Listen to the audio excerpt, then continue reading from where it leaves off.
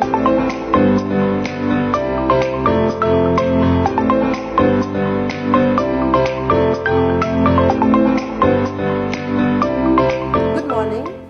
am Mrs. Anu Bujel from Pranami Balika Vidya Mandir, and today I am here to teach you all geography, the continuation of the second chapter, atmosphere.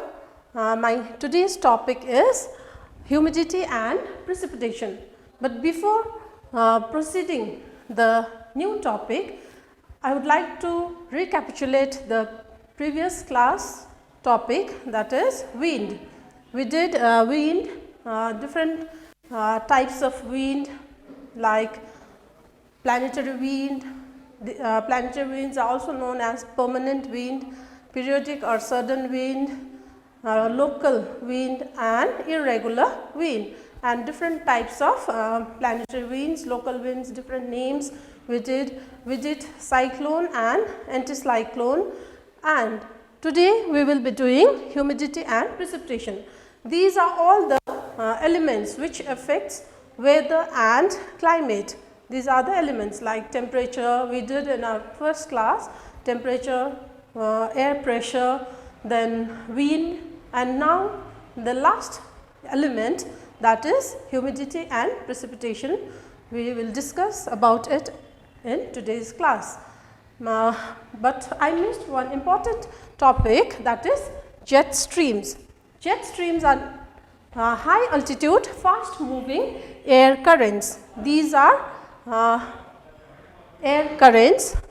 Air currents भन्नाले हावाको प्रवाह एकदमै जोडले बग्ने हावा जुन चाहिँ विशेष गरी हामी ट्रोपोस्फियर को माथिल्लो भाग जसलाई हामी ट्रोपोपज भन्छौं, बाउन्डरी बिट्विन द ट्रोपोस्फियर अनि ट्रोपोपज मा हामी पाउने गर्छौं। यो हावाको वेगलाई चाहिँ हामी जेट स्ट्रिम्स भन्छौं। यो चाहिँ प्राय जस्तो 8 to 11 kilometre अबभ the earth surface देखि 8 देखि 11 किलोमिटर माथि हामी यो पाउने गर्छौं। अनि यसको स्पिड चाहिँ कतिको हुन्छ भन्दाखेरि 250 किलोमिटर्स पर आवर, एक घण्टामा यतिको जोडले, जसरी वाटर करेन्ट्सहरु समुद्र भित्र जुन पानीको समुद्र माथिको पानी पनि मुभ हुन्छ त्यसलाई भन्छ वेव्स, अनि भित्रको पानी मुभ हुनलाई वाटर करेन्ट्स भन्छ। त्यसरी नै डीप इनसाइड भने जस्तै हाई अल्टिट्युडमा एकदमै माथि, अब मुभमेन्ट अफ एयरलाई चाहिँ हामी हावा अथवा विन्ड भन्छौं भने एयर करेन्ट्स पनि मुभमेन्ट अफ एयर नै हो, तर एकदमै माथि जुन चाहिँ हामीले थाहा पाउन सक्दैनौं। It is in the upper troposphere or in between troposphere and stratosphere. अनि यसको मुभमेन्ट चाहिँ सिधा हुँदैन, यसको मुभमेन्ट चाहिँ कस्तो हुन्छ भन्दाखेरि यसको मुभमेन्ट चाहिँ मियान्डरिङ हुन्छ, काराङकिरिङ परेर यो बग्ने गर्छ।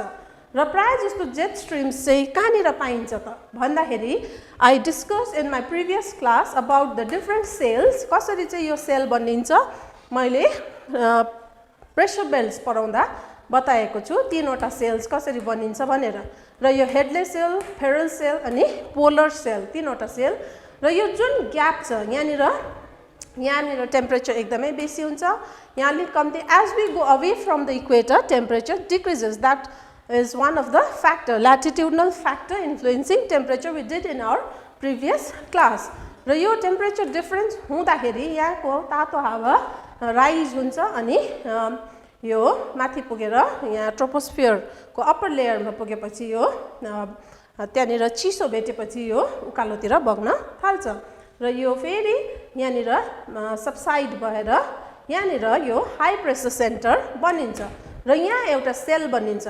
उताबाट फेरि माथिबाट बग्ने हावा यता आउँछ अनि यहाँनिर फेरि तातो भेटेर यो तलतिर झरेर यहाँनिर हामी के देख्छौं भन्दाखेरि चाहिँ यो ठाउँमा चाहिँ यहाँ in between this Hadley's cell र फेरल सेलको बीचमा चाहिँ के बनिन्छ, यो दुईटा हावा चाहिँ कन्भर्ज हुन्छ, ठोकिन्छ र यो तलतिर बग्छ अनि यहाँनिर चाहिँ एउटा void खाली बनिन्छ अनि यहाँ भएको स्ट्याटिक एयर मास जुन छ त्यो चाहिँ के भएर जान्छ, त्यसलाई चाहिँ बिकज अफ रोटेसन अनि कोरोलिस फोर्सले गर्दाखेरि त्यसलाई चाहिँ मुभमेन्ट दिन्छ र त्यो हावाको मुभमेन्ट एकदमै बेसी हुन्छ because of the Coriolis force किनभने हामीलाई थाहा छ कोरियोलिस फोर्स चाहिँ जति हामी पोलर रिजनतिर जान्छौँ त्यति नै त्यो फोर्स चाहिँ बेसी भएर जान्छ र यो पोलर रिजन्समा यसको स्पिड बेसी हुन्छ अनि यसको डाइरेक्सन चाहिँ कता हुन्छ भन्दाखेरि चाहिँ जुन डाइरेक्सनमा चाहिँ हाम्रो पृथ्वी घुम्छ that is from west to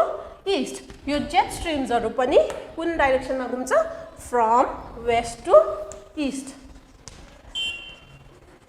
प्रायः जस्तो माध्यमिकमा यो जेट स्ट्रिम्सको विषयमा सानो आइदर 2 मार्क्स 3 मार्क्सहरूको क्वेसन्सहरू आउने गर्छ त्यसैले गर्दा यो अलिकति बुझिराख्नु पर्यो र जेट स्ट्रिम्स बनिने एउटा चाहिँ यहाँनिर बनिन्छ अनि अर्को चाहिँ यहाँनिर जहाँनिर यो पोलर सेल र फेरल सेल भेटिएको छ यहाँ पनि त्यस्तै फेनोमेना यहाँ पनि यो डाइभर्जिङ विन्डहरू यो चाहिँ एउटा उकालो जान्छ अर्को तलतिर जान्छ र यहाँ पनि void क्रिएट हुन्छ र यो चाहिँ हो पोलर जेट अनि यो चाहिँ हो वेस्टर्ली यो सब ट्रपिकल वेस्टर्ली जेट यहाँ भएको चाहिँ यो पोलर फ्रन्ट जेट अनि यो सब ट्रपिकल यो चाहिँ एकदमै प्रोमिनेन्ट जेट स्ट्रिम्सहरू हो अरू पनि जेट स्ट्रिम्स छ there are 5 types of jet streams एउटा हो पोलर फ्रन्ट जेट स्ट्रिम जुन चाहिँ हामीले 42 यहाँनिर अघि भने 40 to 60 डिग्री ल्याटिट्युड्स भित्र बिचमा पाइन्छ अनि सब ट्रपिकल वेस्टर्ली जेट स्ट्रिम जुन चाहिँ हामी यहाँनिर पाउँछौँ त्यो चाहिँ हो 30 to 35 डिग्री ल्याटिट्युड्स अनि यो जेट स्ट्रिम चाहिँ विशेष गरी प्रेसर ग्रेडियन्ट प्रेसर डिफरेन्स र टेम्परेचर डिफरेन्स जसरी टेम्परेचरले प्रेसर क्रिएट गर्छ there is a reverse relationship between temperature and pressure जहाँनिर टेम्परेचर बेसी हुन्छ अनि त्यहाँनिर प्रेसर कम्ती हुन्छ अनि जहाँनिर टेम्परेचर कम्ती हुन्छ त्यहाँ हाई प्रेसर हुन्छ अनि यो प्रेसरले चाहिँ फेरि विन्ड मुभमेन्ट अथवा एयर करेन्ट्सहरूलाई मुभमेन्ट दिन्छ जति प्रेसर ग्रेडियन्ट बेसी हुन्छ त्यति नै विन्ड पनि स्पिड त्यसको भेलोसिटी बेसी हुन्छ अनि जति प्रेसर ग्रेडियन्ट कम्ती हुन्छ त्यति विन्डको अथवा एयर करेन्टको भेलोसिटी कम्ती हुन्छ हामीले फेरल्स लले पनि बताएकै छ it deflects towards the right in the northern hemisphere अनि left in the southern hemisphere त्यो सबै कोरियोलिस फोर्सहरूको effect we have done in our previous class र अर्को छ ट्रपिकल इस्टर्ली जेट स्ट्रिम्स अनि polar high jet streams or stratospheric jet polar jet streams अनि last one is local jet stream यो चाहिँ प्राय टेम्परेचर कन्डिसनहरूले गर्दा यो चाहिँ हामी प्रायः जस्तो विन्टर र समरमा हामी यो लोकल जेट स्ट्रिम्सहरू क्रिएट भएको देख्छौँ र इन्डियन मनसुनमा पनि यसको असर हामी देख्छौँ विशेष गरी जसरी प्रेसर बेल्ट चाहिँ समर र विन्टरमा शिफ्ट हुन्छ त्यसरी नै यो जेट स्ट्रिम्सहरू पनि शिफ्ट हुन्छ र समरमा चाहिँ हाम्रो पृथ्वी ट्रपिक अफ क्यान्सरमा भर्टिकल रेज परेको बेलामा चाहिँ यो अलिकति साँगुरिन्छ यसको जुन एयर करेन्ट्स छ यो अलिकति साँगुरिन्छ एक्चुअली यो एयर करेन्ट चाहिँ 1000 किलोमिटर्स 1000 माइल्स यो यसको लेन्थ हुन्छ अनि यसको ब्रेथ चाहिँ अलिक कम्ती नै हुन्छ अनि समरमा चाहिँ यसले पानी पराउने काम गर्छ भने विन्टरमा चाहिँ यसले ड्राई राखिदिन्छ so these are about the jet stream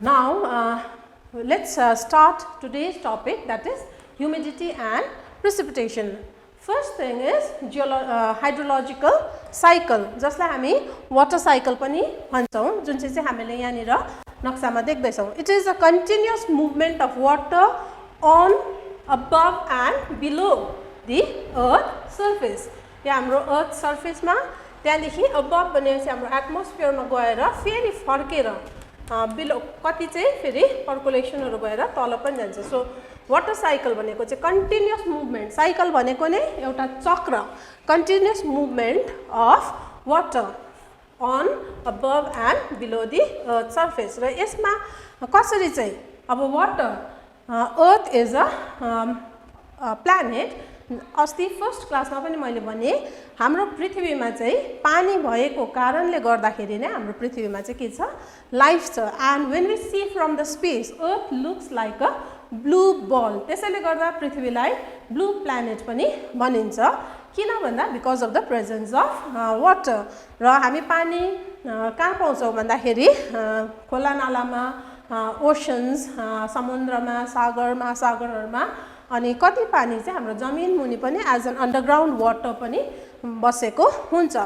अब यो कसरी चाहिँ चक्र अथवा साइकल हुन्छ भन्दाखेरि बाई दि प्रोसेस, तीनवटा प्रोसेसेसद्वारा, that is evaporation,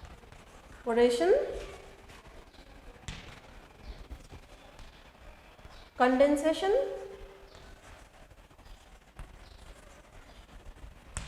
and precipitation।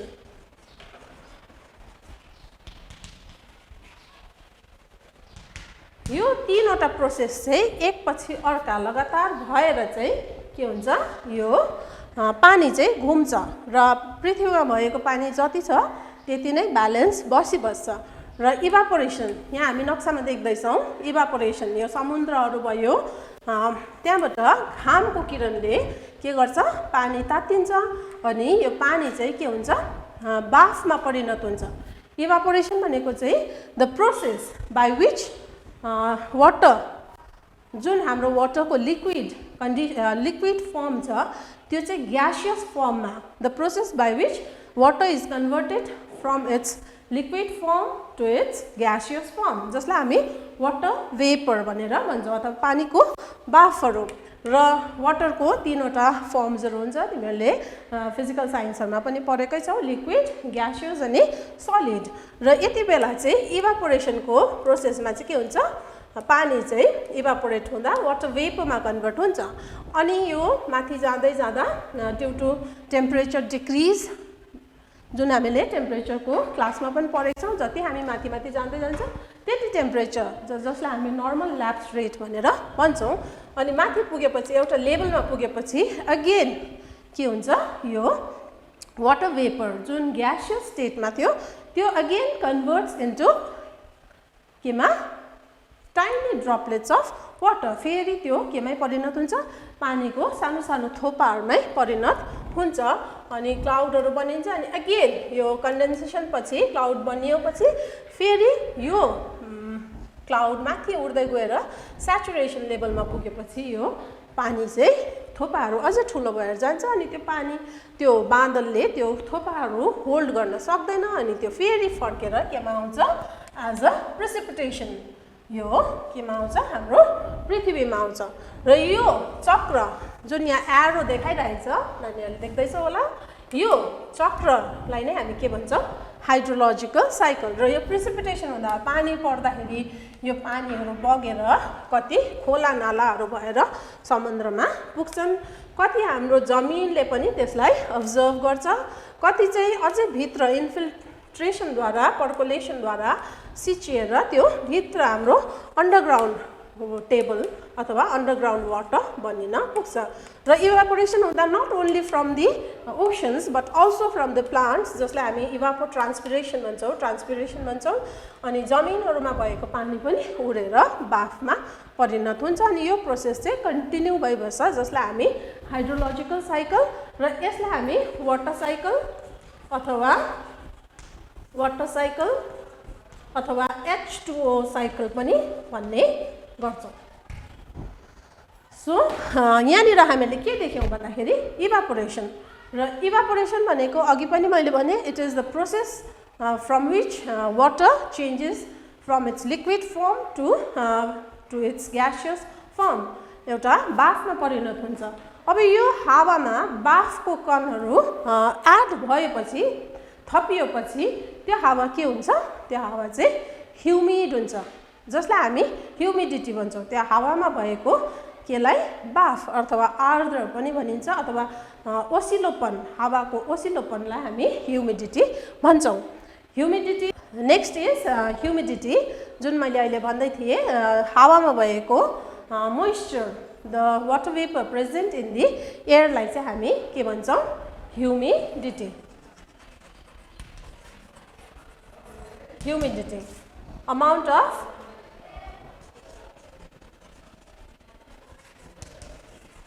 water vapor present in the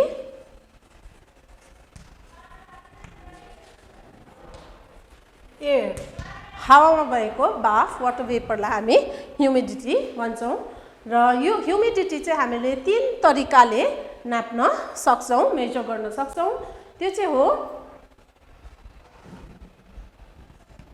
absolute humidity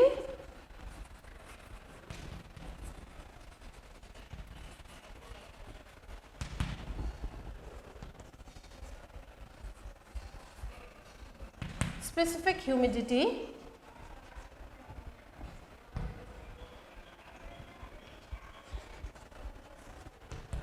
अनि relative humidity यो ह्युमिडिटी चाहिँ हामीले 3 प्रकारले नाप्न सक्छौँ that is absolute humidity, specific humidity and relative humidity. Absolute humidity भनेको चाहिँ the total amount of water vapor present in the air at a particular temperature.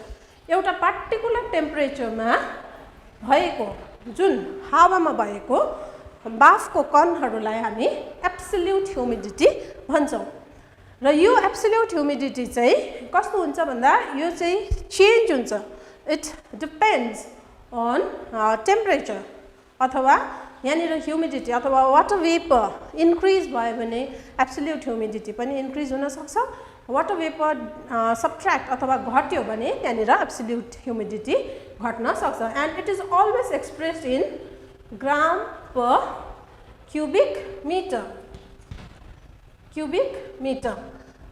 यसलाई चाहिँ हामीले जहिले पनि ग्राम पर क्युबिक मिटरमा एक्सप्रेस गर्न सक्छौँ र एब्सोल्युट ह्युमिडिटीलाई चाहिँ हामी वेट अफ द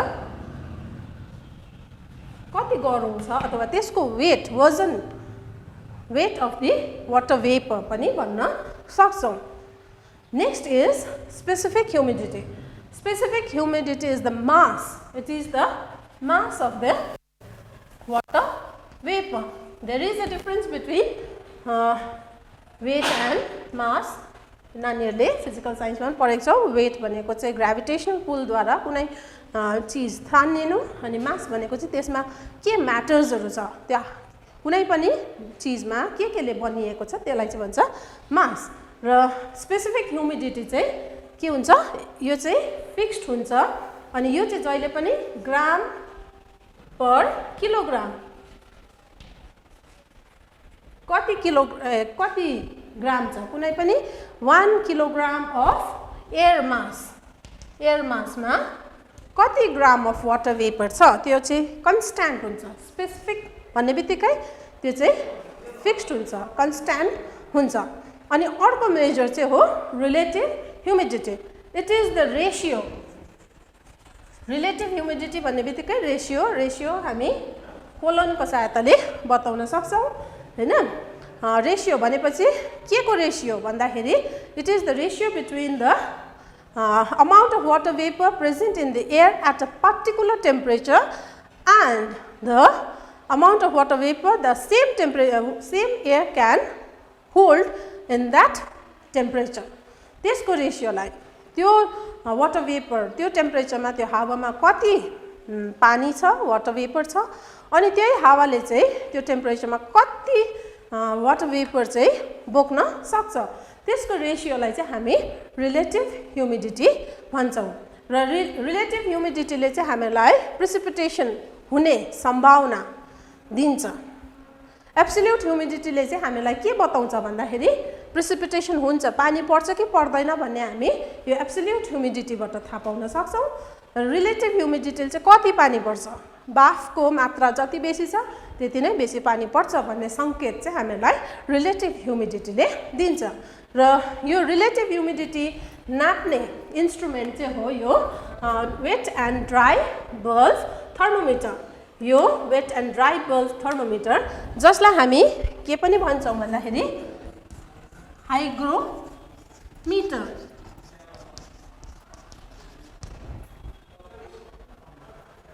यसलाई हामी हाइग्रोमिटर पनि भन्छौँ यहाँनिर वेट भनेपछि चिसो अथवा मोइस्चर भएको अनि ड्राई भने चाहिँ सुक्खा हावाको टेम्परेचर आजको टेम्परेचर कति छ त्यो हामीले यसमा पाउन सक्छौँ अनि त्यही टेम्परेचरमा चाहिँ यो हावाले चाहिँ कति डिग्री अफ वेटनेस त्यो हावाले लिन सक्छ भन्नेको चाहिँ हामीले यो वेट बल्बमा पाउँछौँ।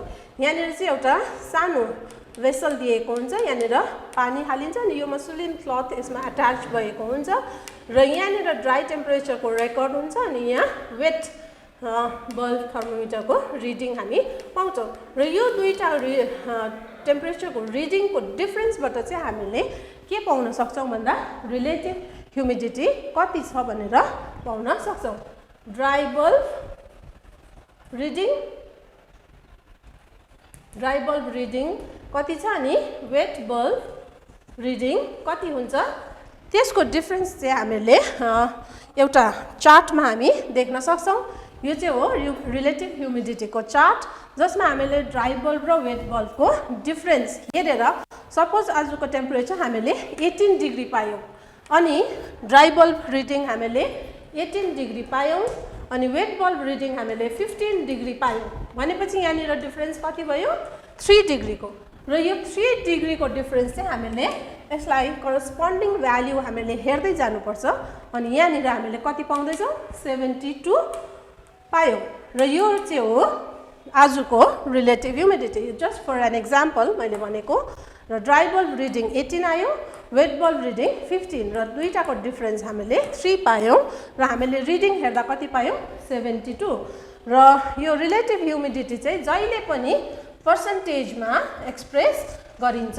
That means today's relative humidity is 72%। So hydrological साइकलमा हामीले अघि के पायौँ भन्दाखेरि इभापोरेसन, कन्डेन्सेसन अनि प्रिसिपिटेसनको। इभापोरेसन अहिले हामीले सक्यौँ। अब कन्डेन्सेसन अर्को प्रोसेस हो जसबाट चाहिँ हामीले के देख्छौँ भन्दाखेरि वाटर वेपर, अघिको जुन वाटर वेपर थियो त्यो चाहिँ again it changes into tiny droplets of water. त्यो फेरि जुन ग्यासियस फर्म थियो त्यो चाहिँ फेरि लिक्विड फर्ममा चेन्ज हुने प्रोसेसलाई चाहिँ भन्छ कन्डेन्सेसन। अनि there are different forms of condensation like dew, fog, smoke, clouds. These are the forms, आकारहरू कन्डेन्सेसनको। जस्तो ड्यू भनेको शीत हामीले विन्टरमा पत्ताहरूतिर, घाँसहरूतिर, जमिनमा, भुइँमा परिरहेको हामी पाउँछौँ। त्यो चाहिँ कसरी भएको भन्दाखेरि वाटर वेपर त हाम्रो हुन्छ हावामा जुन हामीले कम्पोजिसनमा फर्स्टमै पढेको छौँ र एकदमै चिसो हुँदाखेरि विन्टरमा एकदमै चिसो हुँदाखेरि त्यो जुन वाटर वेपरहरू छ तल नै टेम्परेचर लो भएको कारणले गर्दा जमिनमा नै त्यो के हुन्छ ड्रपलेट्समा कन्भर्ट हुन्छ अनि शीत पर्छ। अनि फग भनेको चाहिँ जब चाहिँ यो suspended particle of water vapour जुन कन्डेन्स भएर सानो सानो पानीको थोपाहरू एउटा बादल जस्तो भएर उडेको हुन्छ, यो पनि लोवर एटमोस्फियरमा नै कन्डेन्स भएर फग बनिएको। स्मोक चाहिँ कम्बिनेसन अफ फग एन्ड स्मोक, धुवाँ र बेसी मात्रामा भेक्युलर इमिसनहरू, गाडीहरूबाट निस्किएको धुवाँहरू, कोही बेला बेसी मात्रामै कोइलाहरू जलाउँदाखेरि पनि हावामा भएको वाटर वेपर चाहिँ धुवाँसँग मिसिँदाखेरि चाहिँ स्मोक बनिन्छ। अनि क्लाउड भनेको बादल। क्लाउड चाहिँ एकदमै माथि पुगेर जुन यो वाटर वेपरहरू छ धेरै माथि अप्पर एटमोस्फियरमा पुगेर चाहिँ यो सानो सानो मलिक्युल अफ वाटरमा कन्भर्ट हुन्छ, टाइनी पार्टिकल्स, जसमा चाहिँ डस्ट पार्टिकल्स जुन चाहिँ मैले फर्स्ट क्लासमा पनि भनेको थिएँ एज अ न्युक्लियस। यो जुन धुलोको कणहरू छ त्यसको वरिपरि यो बाफहरू कोलाइड भएर चाहिँ सानो सानो ड्रपलेट्समा अनि बिलियन्स अफ यो टाइनी ड्रपलेट्सहरू एक अर्कासँग कोएलिस भएर चाहिँ के बनिन्छ क्लाउड बनिन्छ। र यो क्लाउड पनि हामीले भिन्न भिन्न प्रकारले यो कन्भेक्सनल साइन्सको सहायताले हामी म्यापहरूमा हामी यसरी वेदर म्यापहरूमा क्लाउडको सिम्बलहरू हामी दिएको पाउँछौँ। जुन चाहिँ हामीले यहाँ देख्यौँ एकदमै कालो देखाएको छ भने एकदमै कम्प्लिटली ओभरकास्ट, द्याट मिन्स यहाँनिर पानी पर्ने सम्भावना। अनि एकदमै राउन्ड मात्रै छ अथवा त्यसमा कालो रङहरू छैन भने त्यसलाई चाहिँ हामी नो क्लाउड अथवा बादल छैन। त्यसरी नै हाफ छ भने 5/10 अथवा 1/8 भनेर हामी यसरी मोइस्चर कन्टेन्ट चाहिँ बेसी छ, बेसी हुँदै गएको हामी यहाँनिर देख्छौँ।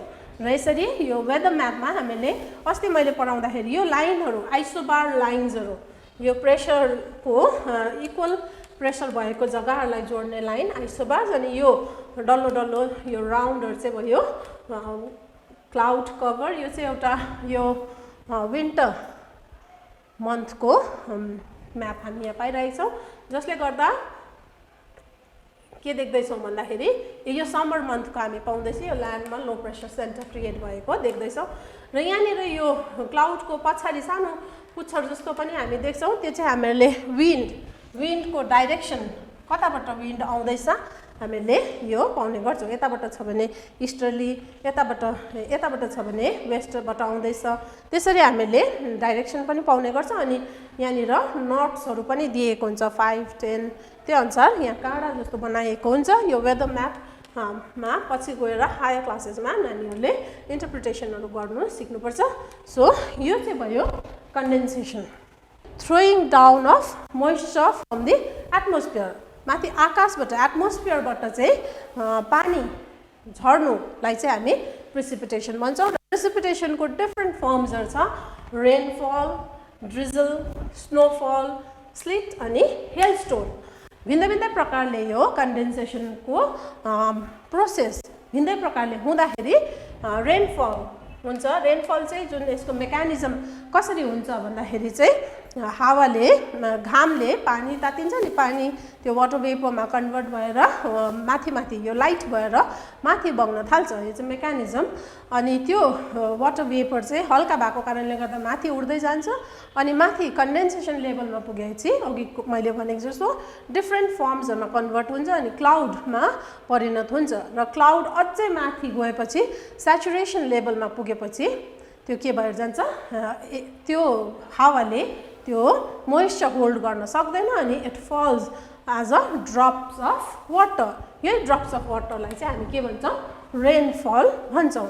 अनि ड्रिजल चाहिँ हो टाइनी ड्रप्स, एकदमै हामी भुसभुसे पानी भन्छौँ, त्यो जुन चाहिँ हावाले उडाएर पनि लगिहाल्छ, सानो कणहरू जसको साइज चाहिँ 0.5 मिलिमिटरको साइजको पानीको थोपाहरूलाई चाहिँ हामी ड्रिजल भन्छौँ, जुन चाहिँ त्यति पर्दैन पनि।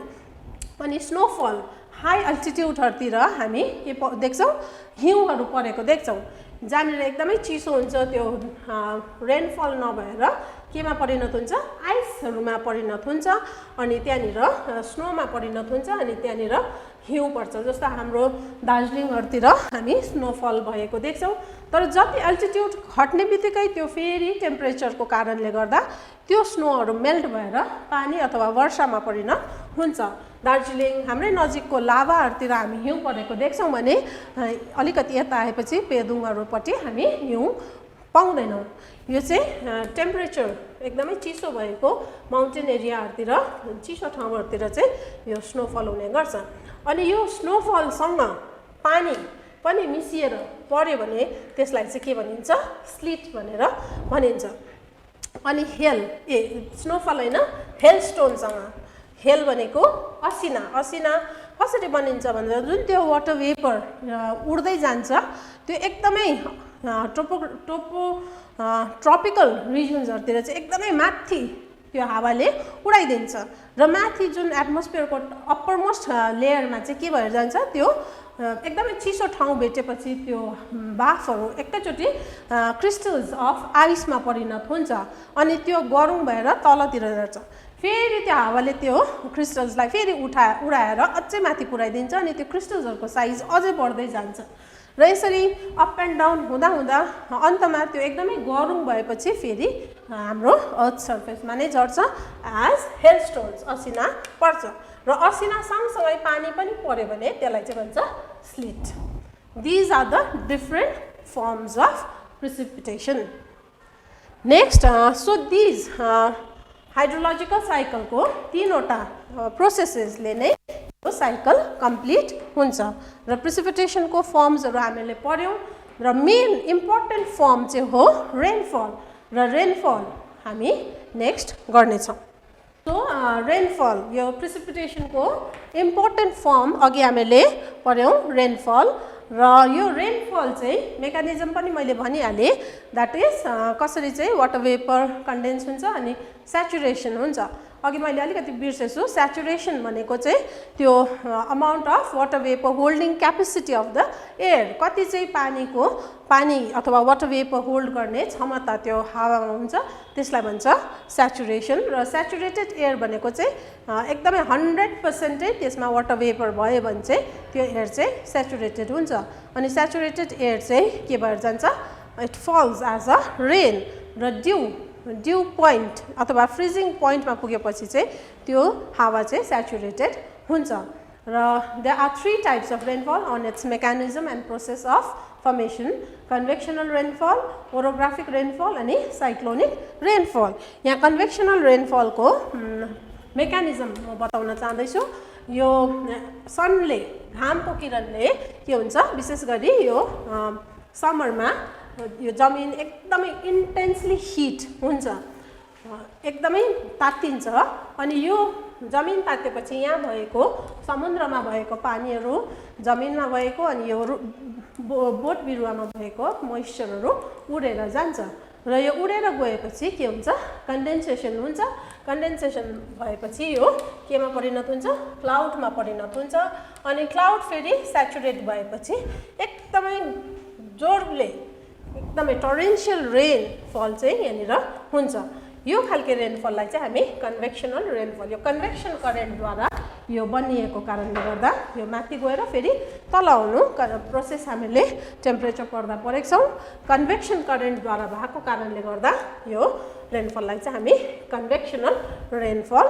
भन्छौँ र यो खालके रेनफल चाहिँ हामी विशेष गरी इक्वेटोरियल रिजन जुन चाहिँ इक्वेटोरियल रिजनमा चाहिँ हामी प्राय जस्तो के देख्छौँ vertical rays of the sun direct rays चाहिँ हामी वर्षैभरि पाउँछौँ त्यसले गर्दा यो खालको रेनफल चाहिँ इक्वेटोरियल रिजनमा चाहिँ एकदमै common feature every day every afternoon यो खालको रेनफल चाहिँ इक्वेटोरियल रिजनमा हुने गर्छ त्यसैले गर्दा यसलाई चाहिँ इक्वेटोरियल रेनफल पनि भनिन्छ इक्वेटोरियल रेनफल अथवा 4 o'clock रेनफल पनि भनिन्छ विशेष गरी यो आफ्टरनुनमा पर्छ 4 बजीतिर पर्ने कारणले गर्दा यसलाई इक्वेटोरियल रेनफल अथवा 4 o'clock रेनफल भनिन्छ अनि प्राय जस्तो हामी यहाँ पनि समर मन्थहरुमा चाहिँ अचानक बिहान मजाले घामहरु लागिरहेको हुन्छ आफ्टरनुन अचानक झर्र पानी पर्छ घाम लाग्यो भने हामी आज पानी पर्ने रहेछ भनेर अज्युम गरिहाल्छौं त्यस्तो खालको रेनफललाई चाहिँ भन्छ convectional rainfall next is orographic rainfall oro भनेको चाहिँ के हो ओरो भनेको चाहिँ ओरो मिन्स माउन्टेन मेकानिजम त एउटै हो वाटर वेपर राइज भएर कन्डेन्स भएर स्याचुरेट भएर पानी पर्नु तर यहाँ चाहिँ के हुन्छ भन्दाखेरि पहाडहरु भएको कारणले गर्दा यो जुन समुद्रहरुबाट उडेको बाफ बोकेको हावा जुन छ त्यो चाहिँ यो स्लोप अफ द माउन्टेन सँगसँगै यो उडेर जान्छ अनि कन्डेन्स भएपछि के हुन्छ स्याचुरेट भएपछि यो पानी पर्छ तर पानी चाहिँ यो स्लोपमा मात्रै पहाडको यो स्लोपमा मात्रै बेसी मात्रामा टोरेन्शियल रेनफल चाहिँ यहाँनिर हुन्छ तर जब यो हावाले अर्कोपट्टि पहाडको अर्कोतिर क्रस गर्छ के हुन्छ यो हावा सुक्खा भएर यतातिर चाहिँ पानी पर्दैन र यो हावा जतातिर पानी पर्छ त्यसलाई चाहिँ हामी विन्डवार्ड साइड अथवा हावा बगेको साइड भनेर भन्छौं अनि अर्को साइड जहाँनिर चाहिँ हावा बग्दैन त्यसलाई चाहिँ भन्छ लीवर्ड साइड अथवा यहाँ पानी नपरेको कारणले गर्दा हामी यसलाई रेन स्याडो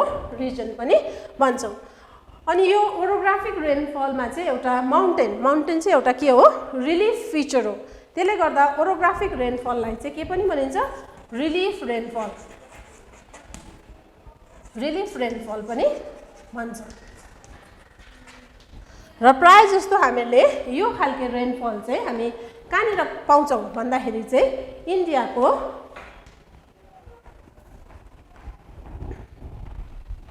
प्राय जस्तो ओरोग्राफिक रेनफल चाहिँ हामी इन्डियाको यो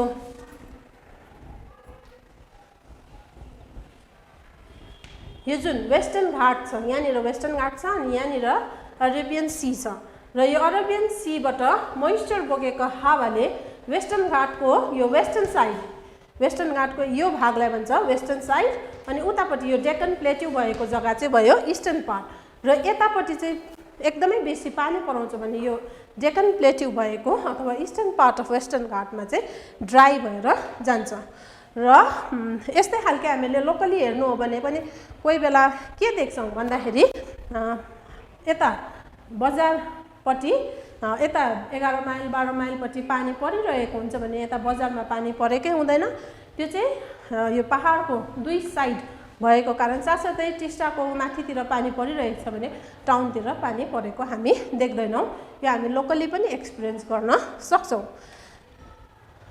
नेक्स्ट इज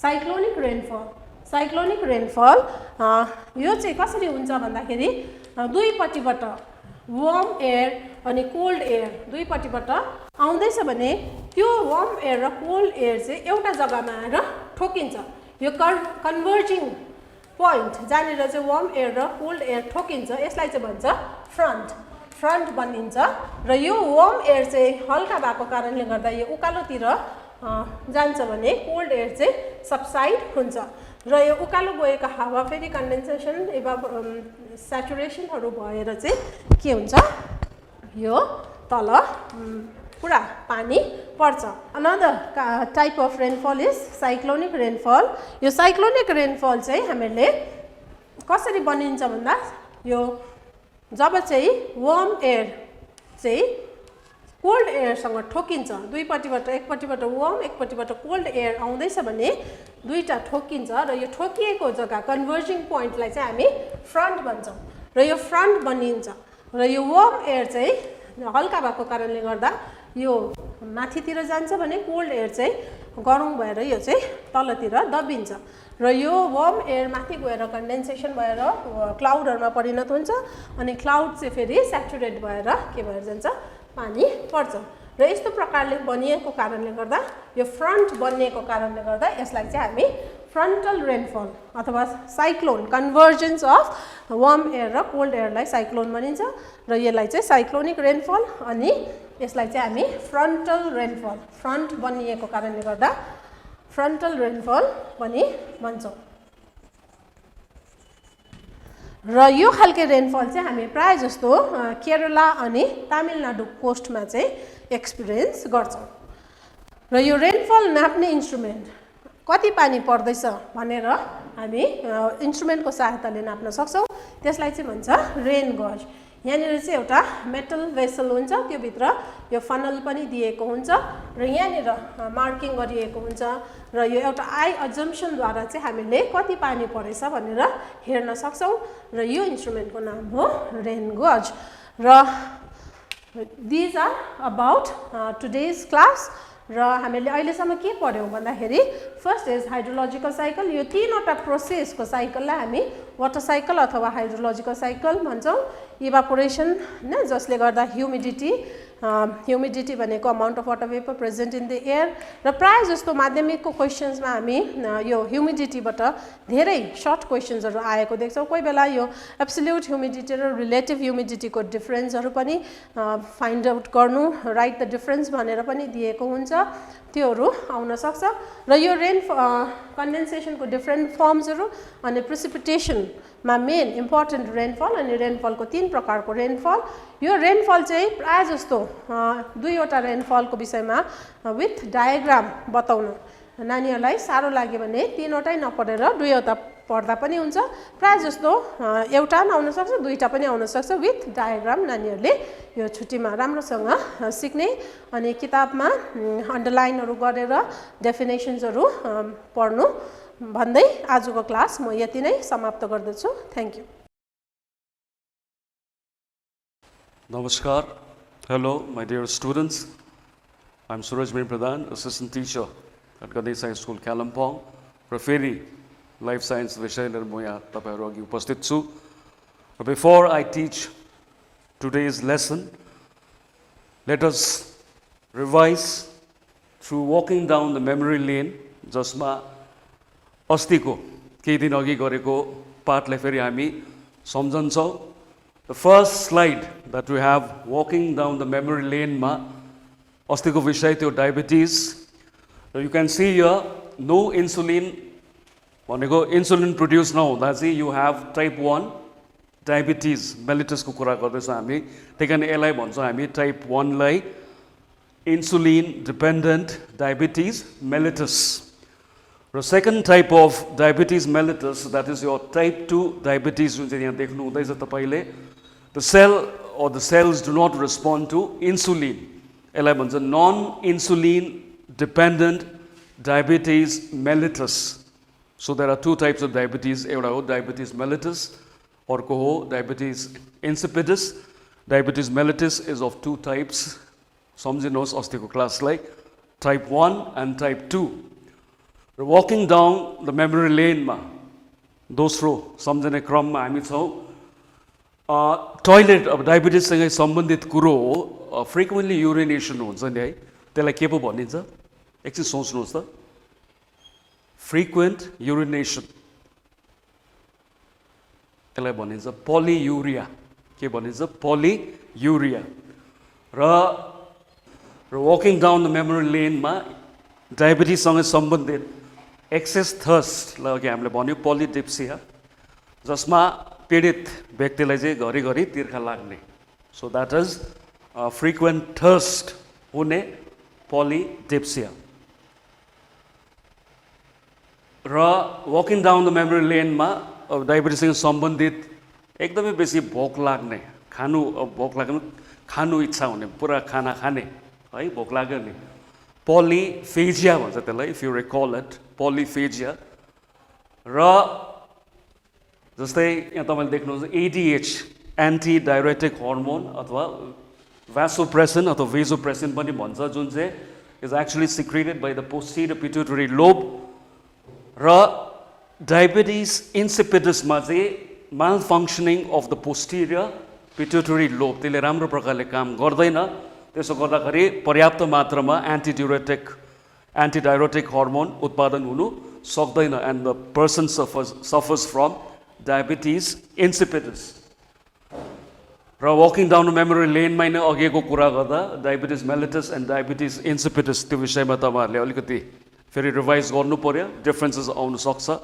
आएको पनि छ diabetes mellitus two types type 1 and type 2 type 2 चाहिँ 90% अफ डायबेटिक पेसेन्ट चाहिँ तपाईँको डायबिटिज मेलिटस टाइप 2 बाट पीडित हुन्छन् त्यसलाई लाइफस्टाइल डायबिटिज पनि भनिन्छ र डायबिटिज मेलिटसमा जुन चाहिँ एक्सेस अमाउन्ट अफ युरिन उत्पादन हुन्छ इट्स स्विट इन टेस्ट त्यसो गर्दा त्यसलाई सुगरी डायबिटिज भन्न मिल्छ र डायबिटिज इन्सिपिडस युरिन हुन्छ without sugar that means it is tasteless अथवा फ्लेभरलेस डायबिटिज भनौँ यसलाई र यो भयो तपाईँको walking down the memory lane that is revising the previous lesson र आजको विषय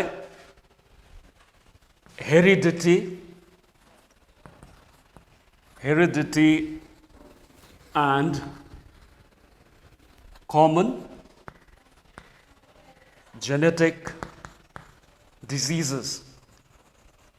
So this is the new chapter, heredity and common genetic diseases. पछि हामी देख्छौँ हेरिडिटीलाई मोटामोटी हामी इनहेरिटेन्स भन्नु पनि सक्छौँ र heredity and common genetic disease अथवा डिजिजेस आजको विषय हो आजको लेसन हो first will start into understanding what is heredity and variation यसलाई बिस्तारै हामी बुझ्ने कोसिस गर्छौँ र वाट इज हेरिडिटी विद्यार्थीवर्ग तपाईँको पेन पेन्सिल जे छ भने यो तपाईँले लेख्नु पनि सक्नुहुन्छ अलिक छिटोमा र भिडियोमा पनि पछि उपलब्ध हुन्छ तर अहिले तपाईँले हेर्नु हुँदैछ भने लेख्दै गर्नुभयो भने तपाईँलाई अलिकति धेरै नै सजिलो पर्छ सो वाट इज हेरिडिटी भने के हो द ट्रान्समिसन अफ क्यारेक्टरिस्टिक्स अथवा ट्रेट्स फ्रम वान जेनेरेसन भन्नु मतलब from the parents to the siblings भनेको चिल्ड्रन अथवा अफ स्प्रिङ्स पनि भन्छ यसलाई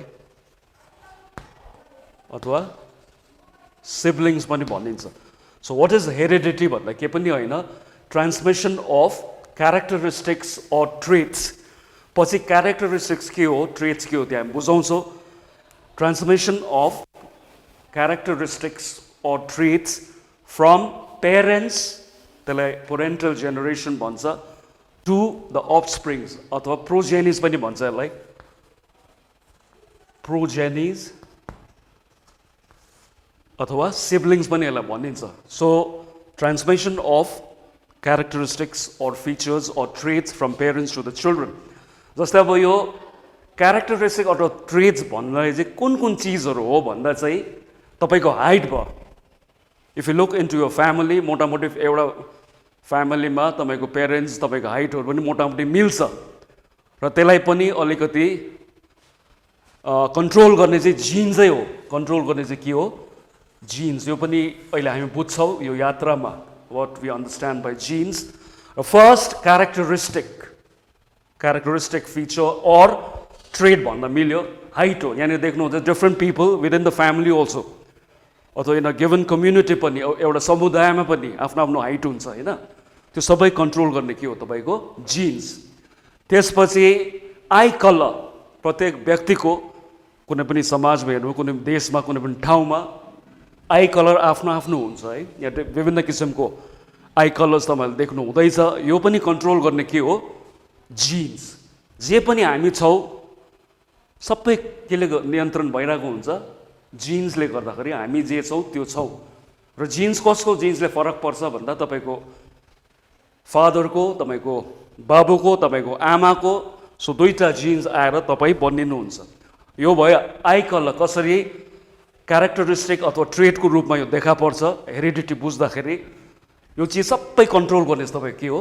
जीन्स त्यो पनि अहिले बुझ्छौँ हामी त्यसपछि हेयर कलर आफ्नो आफ्नो किसिमको कपालको रङ छ यो विभिन्न ठाउँका विभिन्न देशका नागरिकहरू देख्नु हुँदैछ युरोपियनको भिन्दै एसियनको भिन्दै इत्यादि इत्यादि सो हेयर कलर पनि कन्ट्रोल गर्ने चिज चाहिँ के हो भन्दाखेरि जीन्स हामी पढ्दैछौँ के हेरिडिटी र के बुझ्दैछौँ क्यारेक्टरिस्टिक्स अथवा traits so what do you understand traits अब ट्रेट्स भनेको चाहिँ के हो भन्दाखेरि स्पेशल फिचर्स अफ अर्गनिजम्स जस्तै यहाँ देखिहाल्नुभयो कि हेयर कलर भयो तपाईँको जेन्डर पनि मेल या फिमेल इत्यादि इत्यादि सबै त्यो केसमा आउँछ तपाईँको क्यारेक्टरिस्टिक्स एक्जाममा आयो भने विद्यार्थी वर्ग तपाईँले लेखिराख्नुहोस् all special features of an organism which is transmitted from parents to children के मार्फत भन्दा चाहिँ जिन्सले ल्याउँछ नि त र सायद अब यो हामीले बुझ्नु पनि अनिवार्य छ खुनको रिस्ता नभनेर हामीले जिन्सको रिस्ता भन्नु सठिक हुन्छ जे हामी छौँ हाम्रो जिन्स हाम्रो फादर मदरको छ ग्रान्ड पेरेन्ट्सहरूको पनि छ र त्यही जिन्स तपाईँको दाजु भाइमा पनि त्यही तपाईँको नानीमा पनि त्यही जिन्स ट्रान्समिट भइरहेको हुन्छ सो प्लिज यो ध्यान दिनुहोस् what do you understand by characteristics भन्दा चाहिँ all the special features that any organism plant or animal has is transmitted is passed on from one generation to the other जस्तो हामीलाई भन्नु हो भने हाम्रो जिन्स कसको छ पेरेन्ट्सको फादर एन्ड मदर र के मार्फत चाहिँ हामीमा आएको छ भन्दाखेरि जिन्सले गर्दाखेरि अब क्यारेक्टरिस्टिक्सको एक्जाम्पल्समा तपाईँले अघि हामीले कुरा गरिहाल्यौँ आई कलर त्यहाँ देख्नु हुँदैछ how it is controlled by the genes and passed on from the parents to the children and next अघि कुरा गऱ्यौँ हामीले gender weather mail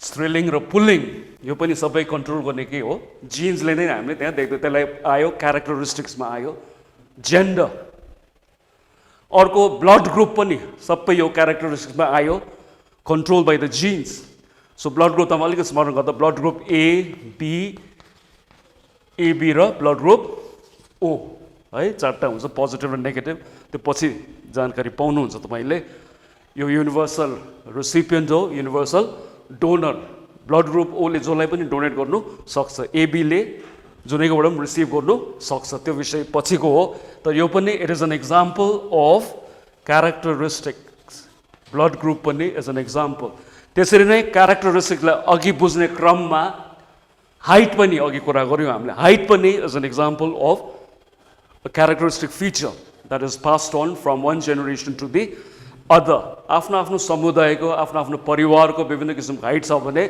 all control by the genes so जिन्सले नै त्यसलाई कन्ट्रोल गरिरहेको हुन्छ अब यहाँ कुरा आयो क्यारेक्टरिस्टिक्स बुझेपछि अघि हामीले भन्दैथ्यौँ जिन्स अब जिन्स के हो कहाँ हो लोकेसन यसको कहाँ हो भन्दाखेरि प्लान्ट सेल एनिमल सेललाई स्मरण गर्नुभयो भने सम्झिनु भयो भने न्युक्लियसमा जानु पर्यो हामी कहाँ जानु पर्यो nucleus of sale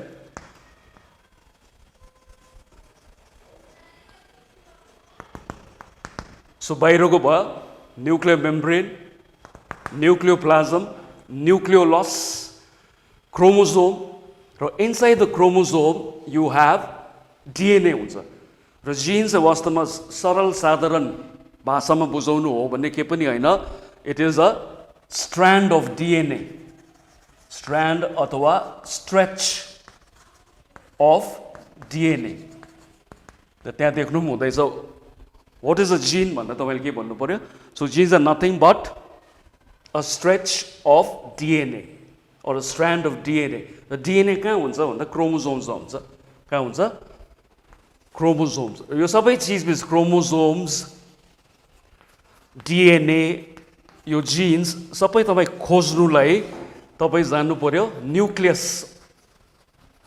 of the cell so न्युक्लियसमा यो चिजबिजहरू बसेको हुन्छ र लोकेसन अफ द जिन्स हामीले बुझ्यौँ प्रत्येक सेलको न्युक्लियसमा केले बनेको भन्यो स्ट्रान्ड्स अफ डिएनए र अर्को आउँछ एक्जाममा what is the full form of DNA so यो तपाईँको deoxyribonucleic acid deoxyribonucleic acid so how many genes are there in human beings भन्दाखेरि एउटा प्रोजेक्ट चलेको थियो धेरै वर्ष अघि ह्युमन जिनोम प्रोजेक्ट भन्ने त्यति बेला उहाँले के पत्तो लगायो भने हाउ मेनी जिन्स भन्दाखेरि 25,000 to 30,000 जिन्स चाहिँ ह्युमन बिङ्समा हुन्छ है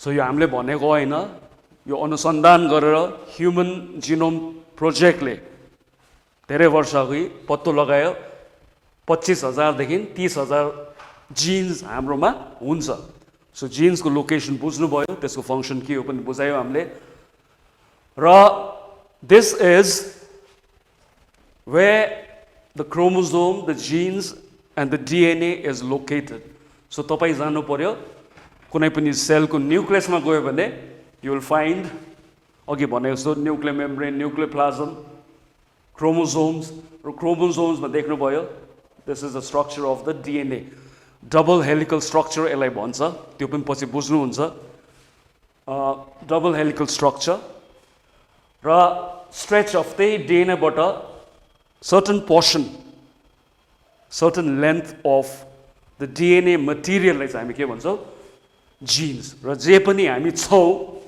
plants animals जे पनि हामी छौँ it is because of the genes को कारणले हामी जे छौँ त्यो छौँ सो यो देख्नु हुँदैछ location of genes where is the gene or genes located अब त्यसरी क्रोमोसोम्सको पनि अघि त कुरा गर्यौँ तर पनि यसो बुझ्दाखेरि लोकेसन फेरि कहाँ हो where is the chromosome located भन्दाखेरि you can write nucleus so nucleus of any cell plant cell or animal cell is where the chromosomes are located अब नम्बर इन ह्युमन बिङ्स अब कतिवटा क्रोमोसोम्स हाम्रोमा छ भन्दाखेरि त्यो हुन्छ तपाईँको 46 अथवा 23 पेयर्स एक्जाममा आउँछ how many chromosomes does a human being have भन्दाखेरि you can either write 23 pairs भनेको 46 है हो है र त्यसमा पनि अब क्रोमोसोम्स दुई प्रकारको हुन्छ है एउटा छ तपाईँको अटोसोम्स र अर्को छ एलोसोम्स अथवा त्यसलाई सेक्स क्रोमोसोम्स पनि भन्छ so it's also known as sex chromosome total कति अरे 23 पेयर्स अथवा 46 अटोसोम्स भनेको त्यो chromosomes apart from the sex chromosomes जुन चाहिँ तपाईँको हुन्छ 22 पेयर्स अफ अटोसोम्स अथवा भन्नु मतलब 44 अटोसोम्स हुन्छ र सेक्स क्रोमोसोम चाहिँ 1 पेयर हुन्छ भन्नु मतलब दुईटा अब मेल हो भने XY फिमेल हो भने XX सो बुझ्नु भयो नि so 1 pair XY in case of males र XX in case of females त्यो भयो तपाईँको एलोसोम्स और सेक्स क्रोमोसोम्स र अटोसोम्स हो तपाईँको 44 अथवा 22 पेयर्स र टाइप्स अफ क्रोमोसोम्स त्यही भनेको नम्बर पनि कुरा बुझाइहाल्यौँ 23 पेयर्स और 46 But this is the typical structure of a chromosome. यो दुईटा लेन्थ आर्म्स जुन चाहिँ देख्यो सर्टर आर्म छ एउटा लङ्गर आर्म त्यसलाई भन्छ सिस्टर क्रोम्याटिड्स र जुन चाहिँ कनेक्टिङ पोइन्ट हुन्छ कनेक्सन हुन्छ त्यसलाई भन्छ सेन्ट्रोमियर र साइड साइडको जुन चाहिँ देख्नु हुँदैछ यो चाहिँ हो टिलोमियर के पो हो त्यो टिलोमियर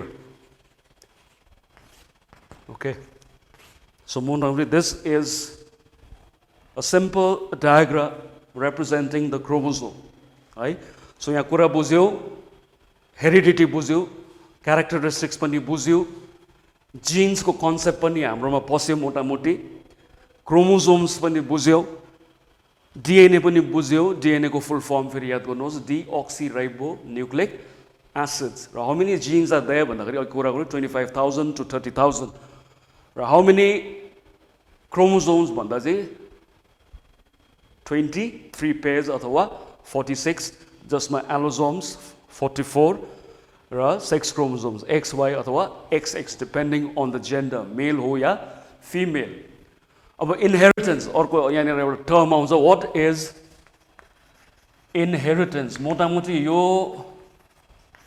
र हेरिडिटी एउटै बुझ्नुमा आउँछ यहाँ पनि ट्रान्समिसन अफ जेनेटिक इन्फर्मेसन जुन चाहिँ तपाईँको त्यो डिएनएमा जेनेटिक इन्फर्मेसन छ त्यो चाहिँ पेरेन्ट्सदेखि नानीहरूमा जुन चाहिँ ट्रान्समिसनको प्रक्रिया हुन्छ केसको माध्यमबाट भन्दा चाहिँ जिन्सको माध्यमबाट त्यसलाई हामी भन्छौँ inheritance so what is inheritance is the process by which genetic information is passed on from the parents to the progenies or offsprings अथवा children पनि भन्नु मिल्छ र यो व्यक्ति जुन चाहिँ देख्नु हुँदैछ is known as the father of genetics एक्जाममा आउन सक्छ who is the father of genetics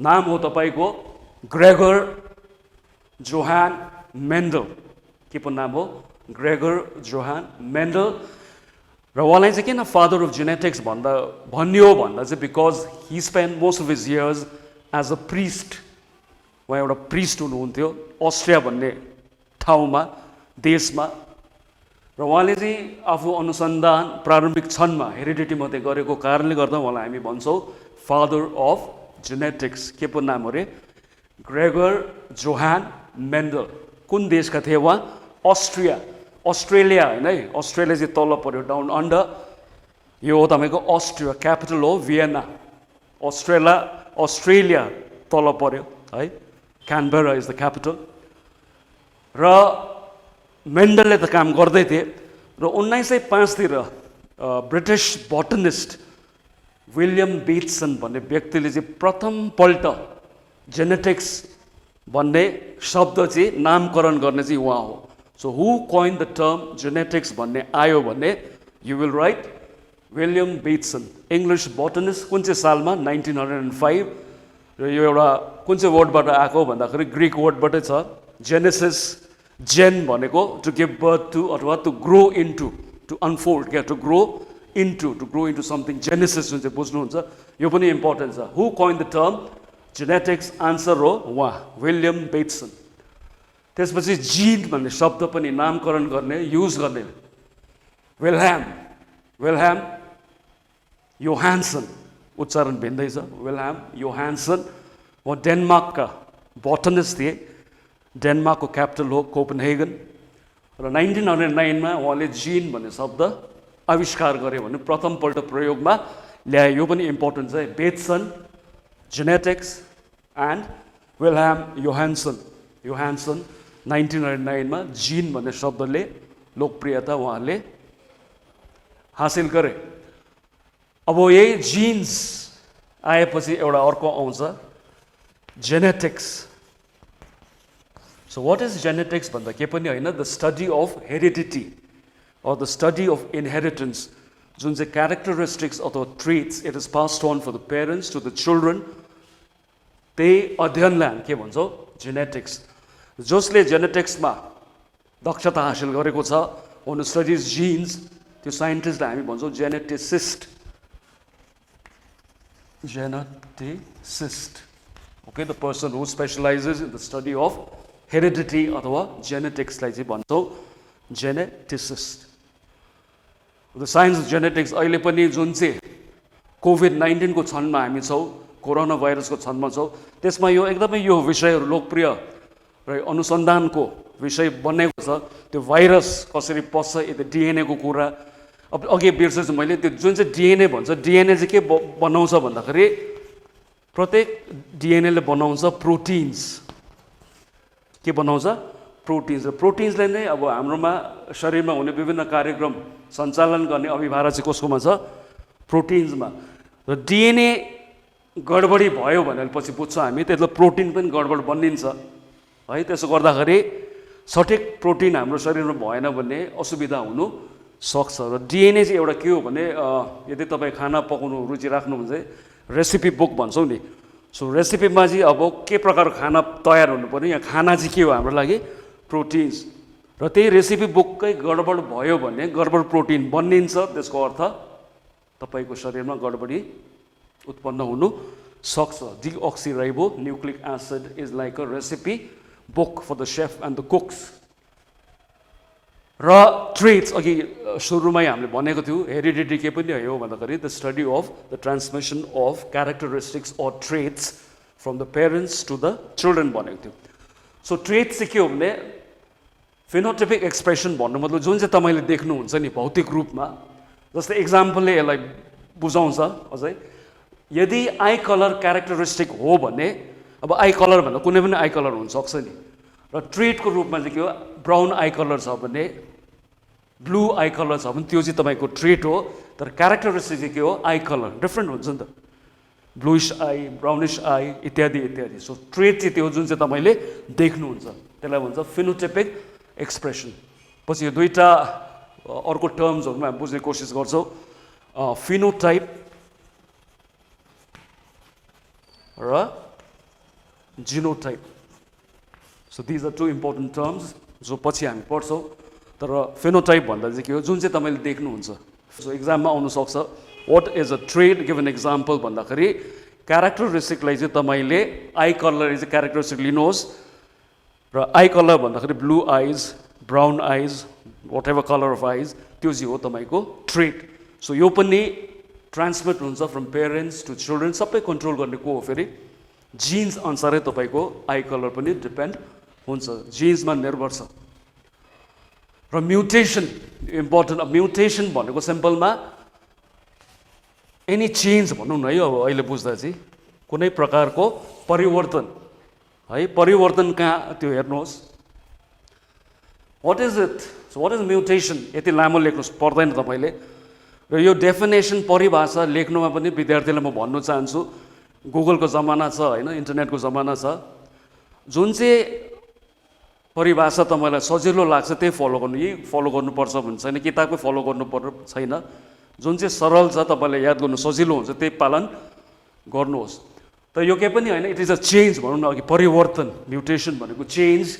DNA कहाँनिर अरे? डिएनए प्याटर्नमा, डिएनए सिक्वेन्समा, भन्नु मतलब क्रोमोजोम नम्बरमा, क्रोमोजोमको स्ट्रक्चरमा, अथवा डिएनए नम्बर अथवा डिएनएमा पनि कुनै परिवर्तन भयो भने त्यसलाई हामी के भन्छौँ? म्युटेसन। सो म्युटेसन आफैमा पनि हुनसक्छ है, प्राकृतिक रूपमा हुनसक्छ, अथवा इन्भाइरोमेन्टल फ्याक्टर्स प्राकृतिक रूपमा त्यसले गर्नु सक्छ, जस्तै युभी लाइट इत्यादि इत्यादि। म्युटेसन भनेको के पनि होइन, it is a change. The change कहाँ कहाँ भन्ने? क्रोमोजोम स्ट्रक्चरमा, क्रोमोजोम नम्बर। हाम्रो त अघि भन्यौँ नि क्रोमोजोम नम्बर कति छ? 23 क्रोमोजोम्स, 23 पेज। सो त्यहाँ पनि अलिक गडबडी, अथवा डिएनएमा पनि कुनै गडबडी छ भने यु विल सी म्युटेसन। र mutation may be good also for the particular स्पिसिसको लागि, or it could be bad. Utility पनि हुनसक्छ, अथवा युटिलिटी भन्नु मतलब लाभदायक पनि छ, अथवा यता गडबडी पनि गर्नु सक्छ। So mutation, good mutation, bad mutation. र अब म्युटेसनले के ल्याउँछ? एक्जाममा आउँछ, what is the cause of variation among organisms भन्दाखेरि चाहिँ भेरिएसन्स भनेको पनि चेन्जेसै हो है, डिफ्रेन्सेस। सो भेरिएसन ल्याउनुमा चाहिँ कसको अहम भूमिका हुन्छ भन्दाखेरि म्युटेसन। त्यहाँ देख्नुहुँदैछ, म्युटेसन ब्रिङ्स अबाउट भेरिएसन। र यो लामो समयमा भइरह्यो भने it will bring about evolution अथवा evolution. So evolution पनि त्यसले ल्याउनु सक्छ र एक्जाममा आयो अरे what is evolution? Evolution के पनि हैन, जे जति plants and animals तपाईहरु अहिले देख्नु हुँदैछ जुन स्थितिमा छ यो स्थितिमा एकैचोटी आको हैन नि त, gradual changes, small changes हुँदै हुँदै त changes फेरि आज भोलि होइन नि. So it may take billions of years, है. जुन चाहिँ human beings हामी पनि छ, we are also a result of evolution. So evolution is the gradual change that you see in plants and organisms over a period of time, and the lifespan is immense. ठुलो समय लाग्छ, धेर समय लाग्छ. So mutation brings about new characteristics in living organisms, and ultimately on the long run it could be the reason of evolution. The example I am saying, what is the cause of variation? Mutation, or what is the cause of evolution or evolution over a period of time? You can always write mutation as the answer. Variation, variation permanent change. Permanent change kesma bhannu chromosome number ma, chromosome structure ma, DNA structure ma, र त्यो नै change भयो भने you will see a different or a difference within the same species. एउटै स्पिसिसमा भिन्नता देख्नु थाल्नुहुन्छ. Differences in expression of characters. So it is because of mutation. र एक्जाममा पनि आउन सक्छ. What is variation भन्दाखेरि I am giving you time. देख्नु हुँदैछ the permanent change in the chromosome or DNA that you see, and which is expressed in the change that you see in the characteristic features. र अब variation को examples उदाहरणको रूपमा हामीले human beings मा हेर्यौं भने earlobe जुन चाहिँ हाम्रो हुन्छ दुई प्रकारको हुन्छ. Detached earlobe, जसलाई free earlobe तुन्द्रुङै झुन्डेको हुन्छ, not attached to the side of the head. र त्यो चाहिँ हो तपाईको dominant variation.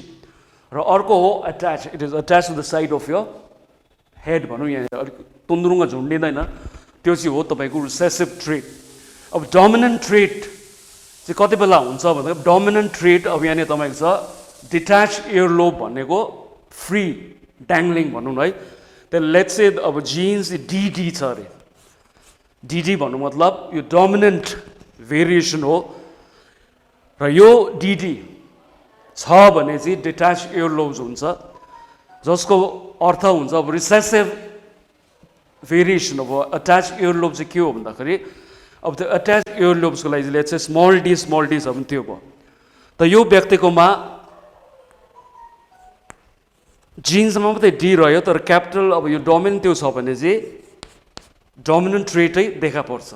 So detached earlobe चाहिँ के हो, dominant variation, र attached earlobe चाहिँ हो तपाईको recessive variation. हामी variation उदाहरण हेर्दै छौं. र दोस्रो उदाहरणको रूपमा कति व्यक्तिहरुमा हामी देख्छौं dominant variation त्यसलाई भन्छौं. यो जिब्रो जुन चाहिँ they can roll the tongue twist गर्न सक्छ के यस्तो कप शेपमा, र त्यो हो तपाईको dominant है. त्यसलाई हामी R capital R लेख्न सक्छौं. यो चाहिँ अब recessive variation, जुन व्यक्तिले चाहिँ जिब्रो रोल गर्नु सक्दैन त्यसलाई normal tongue पनि भन्छ. सो यो हो तपाईको dominant variation, अर्को हो recessive variation. So variation बुझ्नु भयो. एउटा प्रथममा उदाहरण आयो भने detached earlobe र attached earlobe, कुन चाहिँ dominant कुन चाहिँ recessive है. र tongue को कुरा गर्दा dominant variation मा roller tongue र अर्को हो recessive variation मा normal tongue जुन चाहिँ रोल हुनु सक्दैन. र यहाँनिर अर्को कुरा आउँछ allele अथवा allelomorphs भन्छ. जस्तै यहाँनिर ब्लू कलर र ब्राउन कलर छ नि है, आई कलर हो नि त, र यसलाई जिन्स कन्ट्रोल गर्ने के हो, यसको जिन्स बेग्लै छ यसको जिन्स बेग्लै छ, त कन्ट्रोल त के गर्छ, आई कलरै गर्छ नि त. र यो contrasting pair of genes which controls a particular character is known as an allele or allelomorph. Contrasting pair of genes, where is it located? In the same locus of the chromosome. अहिले बुझाउँछु यो locus के हो, homologous chromosome के हो, र यसले एउटै क्यारेक्टरलाई कन्ट्रोल गर्छ. जस्तै प्लान्टमा तपाईँले एउटा हाइब्रिड प्लान्ट लिनुभयो भने if it is made of 2 genes capital T र स्मल टी र देख्दाखेरि यो फिजिकली हामीले देख्दा अनुभव गर्दा कस्तो देख्छौँ we will see the plant is tall तर हाइब्रिड भन्दा थाहा छैन नि टल त टल र यो पेयर जुन चाहिँ टीले चाहिँ टलनेसलाई कन्ट्रोल गर्ने जिन हो स्मल टी चाहिँ ड्वार्फनेस हो सो यो हाइटलाई कन्ट्रोल गर्ने हाइट चाहिँ तपाईँको क्यारेक्टरिस्टिक अघि भन्छ ट्रेड चाहिँ तपाईँको भयो एउटा टल हुन्छ एउटा ड्वार्फ र यो हाइटलाई कन्ट्रोल गर्ने हो यसले टललाई यसले ड्वार्फलाई सो यसलाई भन्छ हामी contrasting pair which controls the same characteristic that is your height so it is known as alleles or allelomorph example आउन सक्छ what is an allele give an example or what is the full form of allele भन्दा very simple allelomorph with an example you can write the answer अघि लोकसको कुरा गर्दै थियो suppose this is a जिन है अब प्रत्येक यो जिन्स यो क्रोमोजोम स्ट्रक्चर हो प्रत्येकमा यो चाहिँ प्रत्येक क्यारेक्टर अथवा प्रत्येक क्यारेक्टर त जिन्सले कन्ट्रोल गर्ने कुरा कुन हाइट भयो eye colour blood group so जुन चाहिँ fixed position or fix point on the chromosome homologous क्रोमोजोममा त्यसलाई हामी के भन्छौँ locus so there are many loci है थुप्रो लोस प्लुरल लोसाई हो र लोकसमा चाहिँ हाइट छ भने let's say this is height यहाँनिर स्मल टी हुनसक्छ ड्वार्फनेस कन्ट्रोल गर्छ हाइटै हो यहाँ क्यापिटल टी छ भने यो के हो तपाईँको एलिल हो र जुन चाहिँ ठाउँमा फिक्स पोजिसनमा यो छ द्याट इज यो लोकस ओके सो इक्जाममा आउनसक्छ what is locus in terms of if you studying heredity भन्यो भने इट इज अ पोइन्ट तर कस्तो पोइन्ट भन्दा fix point of fixed position on a chromosome where a particular gene is located particular भन्दाखेरि height छ भन्दाखेरि हाइटै भयो एउटामा तपाईँको टल अर्कोमा dwarfness so that is a locus position fix position or point on a chromosome where a particular gene is present. So this is also important. What is locus? Define locus. अब जब Gregor Johan मेन्डलले अध्ययन गर्दै थिए त्यति बेला विज्ञान पनि विकसित भएको थिएन it hadn't advanced to that level त्यसपछि जब उसले त्यो बुझ्यो फङ्सन कन्ट्रोल गर्ने जुन चाहिँ त्यो क्यारेक्टरिस्टिक र ट्रेट्स कन्ट्रोल गर्ने चिज पदार्थ चाहिँ के हो भन्दाखेरि त्यति बेला जिन्स भनेर नामकरण भएको थिएन we had not been able to give it a proper nomenclature of genes so what did Mendel say जिन्सको पहिलाको नाम के हो भन्नु फ्याक्टर्स यो पनि आउनसक्छ है सो मेन्डलको टाइममा जिन्सलाई चाहिँ के भन्थ्यो भन्दा चाहिँ त्यसलाई के भन्थ्यो भन्दाखेरि फ्याक्टर्स र फ्याक्टर्स भन्दाखेरि पी प्लान्टमा मटरको प्लान्टमा हामीले हेऱ्यौँ भने टल प्लान्ट र सर्ट प्लान्टलाई कन्ट्रोल गर्ने पनि के थियो अहिले आउँदा त्यो त जिन्स रहेछ तर त्यति बेला उसले के भन्यो फ्याक्टर्स जस्तै गिनीपिगमा ब्ल्याक हेयर कलर र व्हाइट हेयर कलर कन्ट्रोल गर्ने को रहेछ जिन्स त्यति बेला के भन्थ्यो फ्याक्टर्स सो यो पनि तपाईँले बुझ्नु पर्यो what is the unit of inheritance भन्यो भने अहिले लेख्नु पर्यो तपाईँको answer genes or what was the name given by Mendel to the unit of inheritance भन्यो भने त्यति बेला के थियो फ्याक्टर्स सो फ्याक्टर्स चाहिँ पछि आएर जिन्स हुन पुग्यो र फादर अफ जेनेटिक्स अघि कुरा गरियो ग्रेगर जोहान मेन्डल एकदमै important who's the father of genetics भन्दाखेरि Gregor Johann Mendel he was कुन देशको नागरिक थिए वा पेसाले के थियो he was a monk Austria नाइमा हुनुहुन्छ है अस्ट्रिया होमोलोगस क्रोमोजोम्सको कुरा गर्दा यहाँ नक्सा देख्नु हुँदैछ होमोलोगस क्रोमोजोम्स भन्ने बित्तिकै सिमिलर साइज हुनु पर्यो जिन अरेन्जमेन्ट पनि एउटै किसिमको हुनु पर्यो र सेन्ट्रोमियर पनि एउटै पोजिसनमा हुनु पर्यो तर दे बिलोङ टु डिफ्रेन्ट भन्दाखेरि एउटा हो पटर्नल क्रोमोजोम भन्नु मतलब पटर्नल भनेको फ्रम फादर अर्को हो maternal that is from mother's side so homo भनेको सेम हो नि त सो त्यहाँबाट तपाईँ खेल्न सक्नुहुन्छ similar same size same genetic arrangement and similarity or same position of centromere belonging to one from father, that is the paternal side को chromosome, and one from the mother's side, that is your maternal chromosome. So यो पनि important. र आजको विषय यही नै खतम हुन्छ, तर त्यस अघि फेरि अलिकति रिभिजन त गर्नै पर्यो. सो आजको विषय हेरिडिटी, जसमा विभिन्न नयाँ नयाँ कुरोहरू त सिक्नुभयो, बुझ्नुभयो. हेरिडिटी, इनहेरिटेन्स है, फिनोटाइप, जेनोटाइप, फादर जेनेटिक्स को रहेछ, म्युटेसन के हो, जिन्स के हो, डिएनए के हो, क्रोमोसोम्स के हो, क्यारेक्टरिस्टिक्स के हो, भेरिएसन के हो, एलिल्स के हो, एभोल्युसन के हो, फुल form of DNA or nucleus, position of genes, chromosomes कहाँ हो, nucleus of plant cells or animals, कुनै पनि cell, living cell को खोज्नु पर्यो भने त्यहाँनिर तपाईँले पाउनुहुन्छ DNA. र जुन चाहिँ न्युक्लियसमा पाउने DNA लाई अब सिम्पलमा भन्दा न्युक्लियर DNA, र त्यो साथसाथै माइटोकन्ड्रियामा पनि पाउँछ, त्यसलाई माइटोकन्ड्रियल DNA भन्छ. त्यो दुईटा याद गर्दा भयो, न्युक्लियर DNA र माइटोकन्ड्रियल DNA. Now, boys and girls, we move to the last phase of today's lesson, revision अथवा recapitulation. Objective type, माध्यमिकलाई नजर राख्दै जहिले पनि we are focusing on board exam मा, first मा MCQ मा. Who coined the term genetics? Your options are Bateson, Mendel, Johansson, none of the above. एकछिन समय लिनुहोस्, 3-4 सेकेन्ड. So correct answer के पो हो? Who coined the term genetics? Mendel पनि होइन, यो पनि होइन, Johansson पनि होइन, को पो? Bateson. Okay, 1905 मा कुरा गर्यौं होइन. So correct answer Bateson. लेख्दाखेरि तपाईले ग्रुप A लेखेर 1.1 A लेखेर A लेखेर Bateson पनि you have to write. Next, what is the phenotypic expression of particular characteristic called भन्दा option A inheritance, variation, heredity र trait. The correct option चाहिँ तपाईको के पो हुन्छ? So correct option चाहिँ हो phenotypic expression चाहिँ हो तपाईको trait. Trait is the correct option. र who coined the term gene? यहाँबाट पनि option तपाईले लिनुभयो भने Bateson is the correct answer. Bateson तपाईले लेख्नु पर्यो. What is the contrasting pair of genes called? Chromosome पनि होइन, locus पनि होइन, DNA पनि होइन, allele, option D लेख्नु पर्यो. Who is known as the father of genetics? Bateson पनि होइन, Lamarck पनि होइन. So answer is Gregor Johann Mendel. Fill in the blanks में हेर्नुभयो भने the change in chromosome or gene is called what? You just have to write answer 2. लेखेर डल्लै sentence सार्ने काम छैन.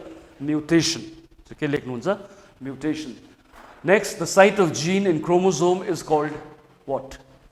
The position, fixed point को कुरा गर्दाखेरि locus is the correct answer. So यो पनि तपाईले एकछिन हेर्न सक्नुहुन्छ.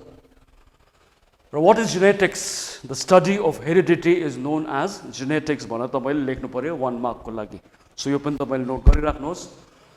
What is an allele? The contrasting pair of genes which control similar characteristics. जस्तै capital T र small t. दुईटाले height control गर्छ. Capital T ले tallness, small t ले dwarfness. र यो डिफरेन्स आयो भने टेबल अस्ति भने tabular form मा तपाईले लेख्नु पर्यो difference between homozygous and heterozygous conditions भनेपछि यो तपाईले यो किसिमले लेख्नु पर्छ. र स्पेशल थ्याङ्क्स टु संयुक्त माध्यमिक शिक्षक कल्याण संगठन, साथसाथै headmasters association Kalimpong district, KTV, money trust, विशेष रूपमा औरङ्गजेब भाइलाई पनि for being with us throughout the दिनभरि नै उहाँ यहाँ हुनुहुन्छ. Thank you so much. र आदरणीय विद्यार्थीवर्ग, आजको विषय heredity and common genetic diseases हामीले भन्दै थियौँ. यसलाई अर्को एपिसोडमा हामी यसलाई निरन्तरता दिन्छौँ. र अहिले तपाईँहरू बिदा म लिन चाहन्छु. Stay home, stay safe. नमस्कार. Genes, DNA, and chromosomes are what make you who you are. They are the set of instructions that are given to you by your father and mother. These instructions are in your cells, and all living organisms are composed of cells. There are many different types, like nerve cells and hair cells and skin cells. They all have different shapes and forms, but every cell has the same basic parts. The cell has an outer border called the membrane, which contains a liquid material called cytoplasm. In the cytoplasm is the nucleus, and inside the nucleus are chromosomes. In humans, each cell normally contains 23 pairs of chromosomes, for a total of 46. 22 of these pairs, called autosomes, look the same in both males and females. The 23rd pair, the sex chromosomes, differ between males and females. Females have 2 copies of the X chromosome, while males have one X and one Y chromosome. The chromosomes are really long strings of DNA, deoxyribonucleic acid. DNA is shaped like a ladder that's been twisted. This shape is called a double helix. The steps of the ladder are made of 4 bases. Adenine is A, thymine is T, guanine is G, and cytosine is C. A stretch of the DNA is called a gene. Your body reads the genes and the letters like a recipe and builds protein. The order of the bases in the DNA, along with the length and sequence of the gene, determines the size and shape of the protein it builds. The size and shape of the protein determine the function it will have in your body. Proteins make up cells, cells make up tissue, and tissue makes up organs, like your eyes and your skin. So the genes determine what you are, a cow, an apple, or a human, and what you will look like, the color of your hair, your skin, your eyes, and so on.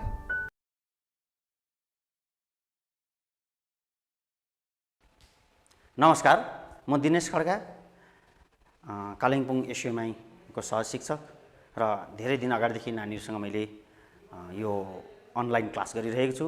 आज पनि देश चिनाउँदै कविता मनप्रसाद सुब्बाद्वारा रचित कविता देश चिनाउँदै म पढाउन गइरहेको छु र नानीहरुले यसलाई पनि हामी सदा जस्तै पढ्ने छौं। देश चिनाउँदै मनप्रसाद सुब्बा। साहित्यिक परिचय। कवि मनप्रसाद सुब्बाको जन्म दार्जिलिङमा सन् 1950 मा भएको थियो। उनले अंग्रेजी साहित्यमा स्नातकोत्तर अथवा एमए समाप्त गरेर विद्यासागर उच्चतर माध्यमिक विद्यालय बिजनबारीमा शिक्षण पेशामा संलग्न भए। कवि मनप्रसाद सुब्बाको कवितामा समयको चेतना पाइन्छ भनेको जुन समयमा उनी जन्मे त्यो समयको बारेमा, त्यो समयमा घटेको घटनाहरू, विभिन्न सामाजिक, राजनैतिक, आर्थिक जे जति घटनाहरू छ ती घटनाहरूमाथि पनि उसले सचेत रूपमा कविता लेख्छन् भन्न खोजेको नि। जीवन र जगतको विविध पक्षहरूलाई नयाँ नयाँ प्रकारले उनले लेख्छन्। जीवन र जगतको विविध पक्ष भनेको मान्छे बाँच्नको निम्ति, मान्छे जीवन बाँच्नको निम्ति चाहिने विभिन्न कुराहरू छ। ती कुराहरूलाई नयाँ नयाँ प्रकारले, नयाँ नयाँ शैलीमा, स्टाइलमा कविता उनले लेख्छन्। समाज र देशको विसङ्गति र समस्यालाई आफ्नो कवितामा प्रष्ट दर्शाउन उनी सफल छन्। समाज र देशको विसङ्गति भनेको नराम्रो कुराहरू, सङ्गत नमिलेको अथवा नमिलेको नचाहिँदो कुराहरू र समस्याहरूलाई आफ्नो कवितामा प्रष्ट क्लियरली भनेको नि दर्शाउन उनी सफल छन्। कवि मनप्रसाद सुब्बाले आफ्नो लेखनमा नवीन प्रयोग गर्छन्। नवीन प्रयोग गर्छन् भनेको नयाँ नयाँ ढङ्गले, नयाँ नयाँ स्टाइलमा लेख्छन्। नवीन भनेको नयाँ, प्रयोग भनेको नयाँ नयाँ प्रकारले प्रयोग गर्छन्। विषयवस्तुसँगै शैलीको पनि नवीन प्रयोग गर्नु उनको एक छुट्टै विशेषता हो। उनलाई सन् 1993 मा दार्जिलिङको नेपाली साहित्य सम्मेलनबाट दियालो पुरस्कार र सन् 1993 मा नेपालबाट रत्नश्री सुवर्ण पदकद्वारा सम्मानित गरियो। कविता कृति आदिम बस्तीका लागि उनलाई सन् 1998 मा दिल्ली साहित्य अकादमीद्वारा पनि पुरस्कार प्रदान गरियो।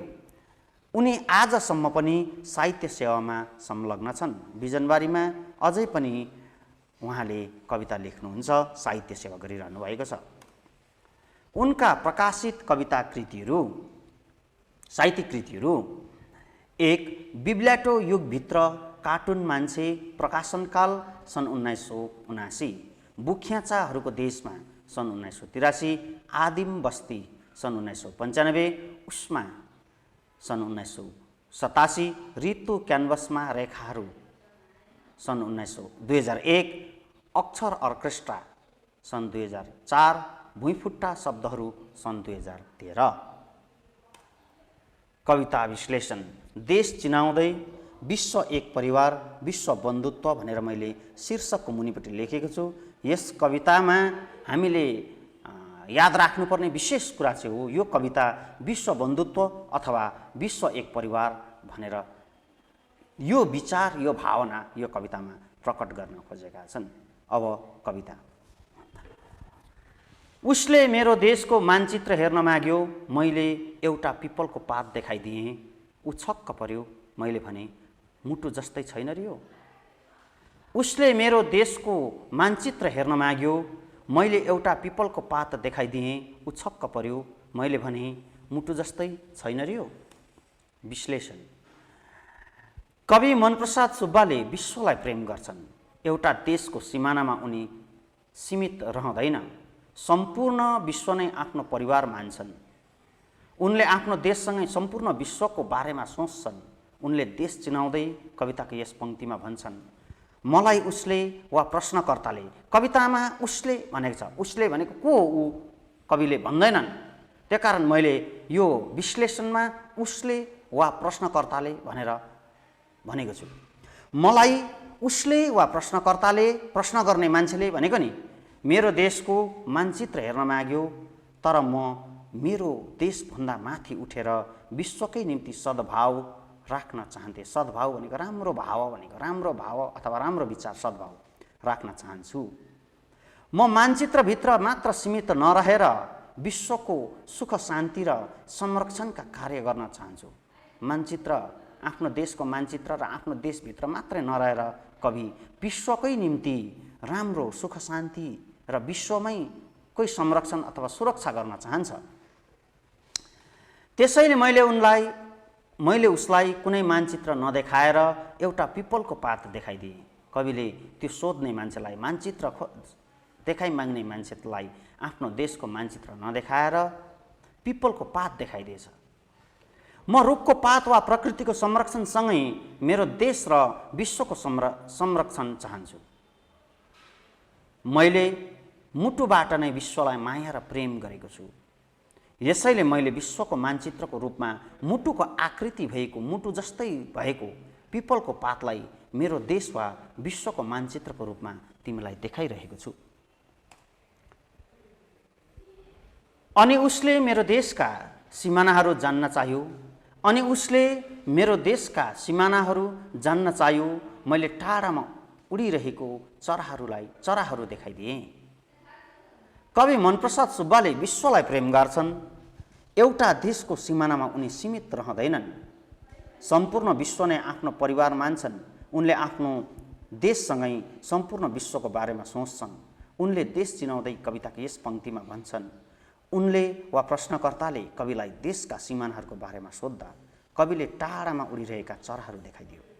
किनभने कवि कुनै निश्चित सिमानाहरूमा नबाँधिएर सिमानाहीन अथवा विश्वलाई नै आफ्नो देश सरह ठानेर एक देश वा एक परिवार झैँ मान्छन्। जसरी चराहरू स्वतन्त्र रूपमा उड्छन्, उसरी नै कवि पनि स्वतन्त्र भएर विश्वलाई नै आफ्नो घर मान्छन्। कुनै एक देशको नागरिकहरू मात्रै होइन, तर विश्वकै मानिसलाई परिवार झैँ माया गर्छन्। मेरो देशको इतिहास सोद्धा जवाबमा उसलाई मैले माटो र पानीको इतिहास सोधेँ। मेरो देशको इतिहास सोद्धा प्रश्नकर्ताले कविलाई उसको देशको इतिहास सोद्धा उसले इतिहासको बारेमा जवाब दिएनन्, बरु उल्टा प्रश्न गरेछ सोध्ने मान्छेलाई। मेरो देशको इतिहास सोद्धा जवाबमा उसलाई मैले माटो र पानीको इतिहास सोधेँ। कवि मनप्रसाद सुब्बाले विश्वलाई प्रेम गर्छन्। एउटा देशको सिमानामा उनी सीमित रहँदैनन्, सम्पूर्ण विश्व नै आफ्नो परिवार मान्छन्। उनले आफ्नो देशसँगै सम्पूर्ण विश्वको बारेमा सोच्छन्। उनले देश चिनाउँदै कविताको यस पङ्क्तिमा भन्छन्, प्रश्नकर्ताले कविलाई देशको इतिहास बारेमा सोद्धा कविले आफ्नो देशको इतिहास बताएनन्। विश्व नै मेरो परिवार भएकोले उनले विश्वको इतिहास जान्ने, बुझ्ने र अध्ययन गर्ने सल्लाह दिए। कविले प्रश्नकर्तालाई भने, म मेरो देशको सिमानामा सीमित छुइनँ, मेरो देशको इतिहासमा सीमित छुइनँ, म विश्वको इतिहास, विश्वकै मानिसको इतिहासमा पुगिसकेको छु भनेर भन्छन्। विश्व नै मेरो परिवार भएकोले उनले विश्वको इतिहास जान्ने, बुझ्ने र अध्ययन गर्ने सल्लाह दिए। कवि फेरि भन्छन्, विश्वमा भएको प्रत्येक मानिसहरूको आफ्नै इतिहास छ। ती इतिहास सबैलाई कविले समेट्न सक्दैनन्, तर विश्वको प्रत्येक मानिसहरूको इतिहास उनीहरूको माटो र पानीसँग सम्बन्धित छ। त्यसैले कविले प्रश्नकर्तालाई माटो र पानीको बारेमा जान्ने सुझाव दिए। यी दुई कुराहरूको इतिहास जाने बुझे हामी सम्पूर्ण विश्वको मानिसहरूको इतिहास जान्न र बुझ्न सक्छौँ भन्ने सल्लाह दिए। उसले मेरो देशको गीत पनि सुन्न चाहियो। मैले भने, ल सुन्नुहोस्, बिहानै भाले बासेको, परेवाहरू घुरेको अनि पानी झमझम परेको, नानीहरू रोएको, फेरि नानीहरू नै हाँसेको। उसले मेरो देशको गीत पनि सुन्न चाहियो। मैले भने, ल सुन्नु, बिहानै भाले बासेको, परेवाहरू घुरेको अनि पानी झमझम परेको, नानीहरू रोएको, फेरि नानीहरू नै हाँसेको। कवि मनप्रसाद सुब्बाले विश्वलाई नै प्रेम गर्छन्। एउटा देशको सिमानामा उनी सीमित रहँदैनन्, सम्पूर्ण विश्व नै आफ्नो परिवार मान्छन्। उनले आफ्नो देशसँगै सम्पूर्ण विश्वको बारेमा सोध्छन्। उनले देश चिनाउँदै कविताको यस पङ्क्तिमा भन्छन्, उसले वा प्रश्नकर्ताले मलाई मेरो देशको गीत सुन्न मागे। मैले कुनै गायकको गीत गाइन, सुनाइन। म त देश र विश्वको चराचुरुङ्गी, हावा पानी, नानीहरूको दुःख सुख, रोदन क्रन्दन, पीडा व्यथा आदिको आवाजहरूमा देशको गीत पाउँछु। कारण यी आवाजहरू विश्वको वास्तविक गीतहरू हुन्। चराचुरुङ्गी, हावापानी प्रकृतिको वास्तविक रूप हो। यस प्रकारको आवाजहरू यस संसारमा उहिलेदेखि अहिलेसम्म चलिरहेको छ। रोदन क्रन्दन, हाँसो रोदन इत्यादि कुराहरू यस प्रकृतिमा उहिलेदेखि चलिरहेको छ। यो नै वास्तविक यस संसारको गीत हो। यही प्राकृतिक सुन्दरताले नै हामी आनन्दित हुन्छौँ। हाम्रो प्रत्येक सुख शान्तिको स्रोत यही प्रकृति हो। प्रकृतिमा चराचुरुङ्गीहरूको आवाजहरू, झरना, हावा बतासको आवाजहरू उहिलेदेखि नै छ अनि हामी यो आवाजहरूमा एक खालको आनन्दित हुन्छौँ। यही प्राकृतिक यी आवाजहरू, प्राकृतिक सुन्दरताहरूले नै हामी आनन्दित हुन्छौँ। यसैले यी प्राकृतिक सुन्दरता र आवाजहरू, यो चराचुरुङ्गीको आवाजहरू नै, खोला नाला झरनाको आवाजहरू नै हाम्रो निम्ति गीतहरू हुन्। जब उसले मेरो देशका आस्थाहरू बुझ्न खोज्यो, मैले उसलाई प्राचीन प्रेमका कथाहरू सुनाइदिएँ। कविले प्राचीन कालको लडाई झगडाको कथाहरू सुनाएनन्। जब उसले मेरो देशका आवाजहरू बुझ्न खोज्यो, आस्थाहरू बुझ्न खोज्यो, मैले उसलाई प्राचीन प्रेमका कथाहरू सुनाइदिएँ। कवि मनप्रसाद सुब्बाले विश्वलाई नै प्रेम गर्छन्। एउटा देशको सिमानामा उनी सीमित रहँदैनन्, सम्पूर्ण विश्व नै आफ्नो परिवार मान्छन्। उनले आफ्नो देशसँगै सम्पूर्ण विश्वको बारेमा सोच्छन्। उनले देश चिनाउँदै कविताको यस पङ्क्तिमा भन्छन्, उसले वा प्रश्नकर्ताले कविलाई देशको आस्थाहरू सोधे। अहिले आस्थाको अर्थ अहिले शब्दार्थमा बताइनेछ। कविले उसलाई कुनै धार्मिक वा आध्यात्मिक कथाहरू सुनाएनन्। विश्व नै कविको निम्ति एक परिवार वा घर भएकोले विश्वमा भएको प्रत्येक धर्म र आस्थाको कथा धेरै र भिन्न भिन्न हुन सक्छ। त्यसैले कविले प्रश्नकर्तालाई प्राचीन समयमा घटेको प्रेमको घटनाहरू सुनाइदिए। किनभने प्रेमले विश्वलाई एक परिवारमा बाँधेर राख्छ। आफू पनि बाँचौँ अनि अरूलाई पनि बाँच्न दिउँ भन्ने भावना बढेर जान्छ। यसैले नै उनले प्रेमको कथाहरू सुनाइदिए। मेरो देशको भाषाबारे सोद्धा जवाबमा उसलाई मैले रुवाई र हँसाइको भाषा सोधेँ।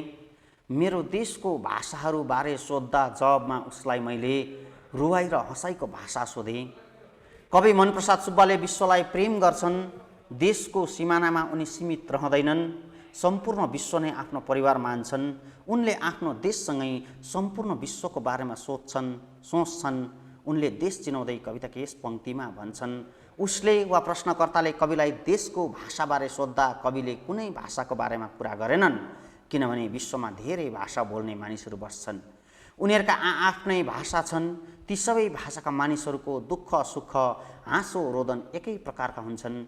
त्यो हाँसो रोदन नै कविको आफ्नो भाषा हुन्। शब्दार्थ: आस्था, विश्वास, पत्यार, सहारा, भरोसा, प्राचीन, धेरै पुरानो। फेरि अघिको कवितांश र विश्लेषणमा गएर एउटा सानो कुरा गरौँ।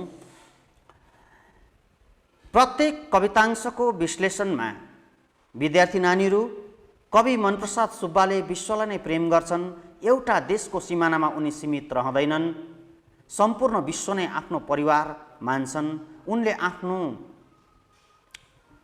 देशसँगै सम्पूर्ण विश्वको बारेमा सोच्छन्।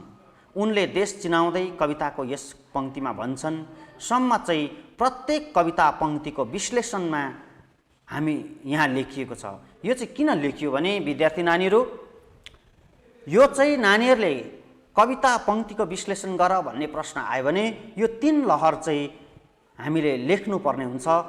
कविता पंक्तिको विश्लेषणको भूमिकाको रूपमा यो 3 लहर राखिएको छ। यसकारण प्रत्येक कविता पंक्तिमा यो 3 लहर उस्तै दोहोरिएको छ। कविताको मूल भाव, विश्व एक परिवार हो, यस परिवार वा विश्वलाई हामीले मनमुटुबाटै माया र प्रेम गर्नुपर्छ। हामी आफ्नो देशको सिमानामा मात्रै सीमित रहनु हुँदैन, देशको सिमानादेखि माथि उठेर हामीले विश्व र यस प्रकृतिलाई नै माया गर्नुपर्छ। कुनै एक जातिको भाषा, धर्म, इतिहास र संस्कृतिलाई मात्र महत्त्व दिनु होइन, तर विश्वको सम्पूर्ण मानव सभ्यताको हामीले आदर र सम्मान गर्नुपर्छ। मानव जाति र प्रकृतिमा भएको रुखपात, प्राणी आदिको सम्मान र संरक्षण हामीले गर्नुपर्छ। नानीहरू, कविताको मूल भाव छोटो, छरितो र माध्यमिक तहमा आउन सक्ने प्रश्नको उत्तरलाई मध्यनजर राखेर बनाइएको छ। बहुविकल्पित प्रश्न। प्रश्न संख्या 1। नानीहरू, तपाईहरूले माध्यमिकको प्रश्न पत्र पल्टाएर हेर्नुभयो भने प्रश्न संख्या 1 मा बहुविकल्पित प्रश्न भनेर आएको छ अनि प्रत्येक प्रश्नको 1 अङ्क मार्क्स 1 दिएको हुन्छ। प्रश्न संख्या 1, कवि मनप्रसाद सुब्बाको जन्म कहिले भएको थियो? प्रश्न संख्या 2, कवि मनप्रसाद सुब्बाको जन्म कहाँ भएको थियो? प्रश्न संख्या 3, कुन कृतिको निम्ति मनप्रसाद सुब्बालाई साहित्य अकादमी पुरस्कार प्रदान गरियो? प्रश्न संख्या 4, कवि मनप्रसाद सुब्बालाई कहिले साहित्य अकादमी पुरस्कार प्रदान गरियो? देश चिनाउँदै कसको रचना हो? यस प्रश्नहरूको उत्तर छैन, नानीहरूले पाठ पढेर उत्तर तयारी गर्नुपर्नेछ। अब प्रश्न संख्या 2 मा पनि माध्यमिक परीक्षाको प्रश्नपत्रको प्रश्न संख्या 2 मा कुनै 4 कवितांशका प्रश्नहरूको सही उत्तर लेख, प्रत्येक उत्तर 1 वा 2 वाक्यमा हुनुपर्छ भनेर 4 मार्क्सको प्रश्न सोधेको हुन्छ। त्यसको निम्ति मैले 2वटा प्रश्नहरू यहाँ छानेर बनाएको छु, नानीहरूले ध्यान दिनुहोला अनि उत्तर आफूले घरमा हेर्नुहोला। मुटु जस्तै छैन र यो, मुटु जस्तै छैन र यो कुन कविताको अंश हो? नानीहरूले उत्तर लेख्न सक्छन्। यहाँ यो भनेर केलाई सम्बोधन गरिएको छ? यहाँ यो भनेर पिपलको पातलाई सम्बोधन गरिएको छ। यसको उत्तर हुन्छ, मैले टाढामा उडिरहेका चराहरूलाई देखाइदिएँ। यो कवितांशको कवि को हो? किन टाढामा उडिरहेका चराहरू देखाइदियो? किन टाढामा उडिरहेका चराहरू देखाइदियो? उसले अथवा प्रश्नकर्ताले कविलाई देशको सिमाना सोद्धाखेरि कविले टाढामा उडिरहेको चराहरू देखाइदियो, किनभने कविले देशभन्दा माथि उठेर विश्वलाई प्रेम गरेका छन्, विश्वलाई माया गरेका छन् अनि देशको सिमानाभित्र उनी सीमित रहन चाहँदैनन्। जसरी चराहरू उडेर असीमित सिमाना पार गरेका छन् त्यसरी नै त्यही कारण कविले चराहरूलाई देखाइदिए। यतिका लामो नहोला, यद्यपि प्रश्नको उत्तर कविले चराहरूलाई टाढामा उडिरहेका चराहरू देखाए। कविले आफू स्वतन्त्र भएर विश्वलाई प्रेम गरेको कारणले, सिमानादेखि माथि उठेको कारणले टाढामा उडिरहेका चराहरू देखाइदियो हुन जान्छ। अब माध्यमिक तहको प्रश्न संख्या 6 मा पनि कविता खण्डबाट प्रश्न आएको हुन्छ र त्यहाँ पनि लेखिएको हुन्छ, प्रसङ्ग संगति दर्शाएर एउटा कविताको भाव व्याख्या 4 देखि 5 वाक्यभित्र लेख। 3 मार्क्सको हुन्छ, 4 देखि 5 वाक्यभित्र नै सक्नुपर्छ। र प्रश्न संख्या 6 को 1 मैले एउटा नानीहरूको उदाहरणको निम्ति एउटा प्रश्न राखेको छु। मेरो देशको इतिहास सोद्धा जवाबमा उसलाई मैले माटो र पानीको इतिहास सोधेँ। मेरो देशको इतिहास सोद्धा जवाबमा उसलाई मैले माटो र पानीको इतिहास सोधेँ। उत्तर हामीले माथि अघि कविता पङ्क्तिको विश्लेषणमा पनि हेऱ्यौँ, यहाँ पनि हामी उत्तर हेर्नेछौँ। कवि मनप्रसाद सुब्बाले विश्वलाई प्रेम गर्छन्। एउटा देशको सिमानामा उनी सीमित रहँदैनन्, सम्पूर्ण विश्व नै आफ्नो परिवार मान्छन्। उसले आफ्नो देशसँगै सम्पूर्ण विश्वको बारेमा सोच्छन्। उनले देश चिनाउँदै कविताको यस पङ्क्तिमा भन्छन्, उसले वा प्रश्नकर्ताले देशको इतिहास बारेमा सोद्धा कविले आफ्नो देशको इतिहास बताएनन्। विश्व नै हाम्रो परिवार भएकोले उनले विश्वको इतिहास जान्ने सल्लाह दिए। उनले फेरि भने विश्वमा भएको प्रत्येक मानिसहरूको आफ्नै इतिहास छ। ती इतिहास सबैलाई कविले समेट्न सक्दैनन्, तर विश्वको प्रत्येक मानिसहरूको इतिहास उनीहरूको माटो र पानीसँग सम्बन्धित छ। त्यसैले कविले आफ्नो साथी वा प्रश्नकर्तालाई माटो र पानीको बारेमा जान्ने सुझाव दिए। यी दुई कुराको इतिहास जाने बुझे हामी सम्पूर्ण विश्वको मानिसहरूको इतिहास जान्न र बुझ्न सक्छौँ भन्ने सल्लाह दिए। विद्यार्थी नानीहरू, देश चिनाउँदै कविताको पठन पाठन अनि प्रश्न उत्तर हामी यहीँ समाप्त गर्छौँ। कोरोनाबाट बाँच्न घरमा नै बस, पाठ पढ्दै र केही गर्दै बस। विद्यार्थीहरूको काम पढ्नु हो, जस्तै सङ्कटको क्षण किन नहोस्, कम्बर कसेर अघि बढ्नु हो। यो शुभ सन्देशसँगै नानीहरूलाई आजको श्रेणीबाट बिदा लिन्छु। धन्यवाद।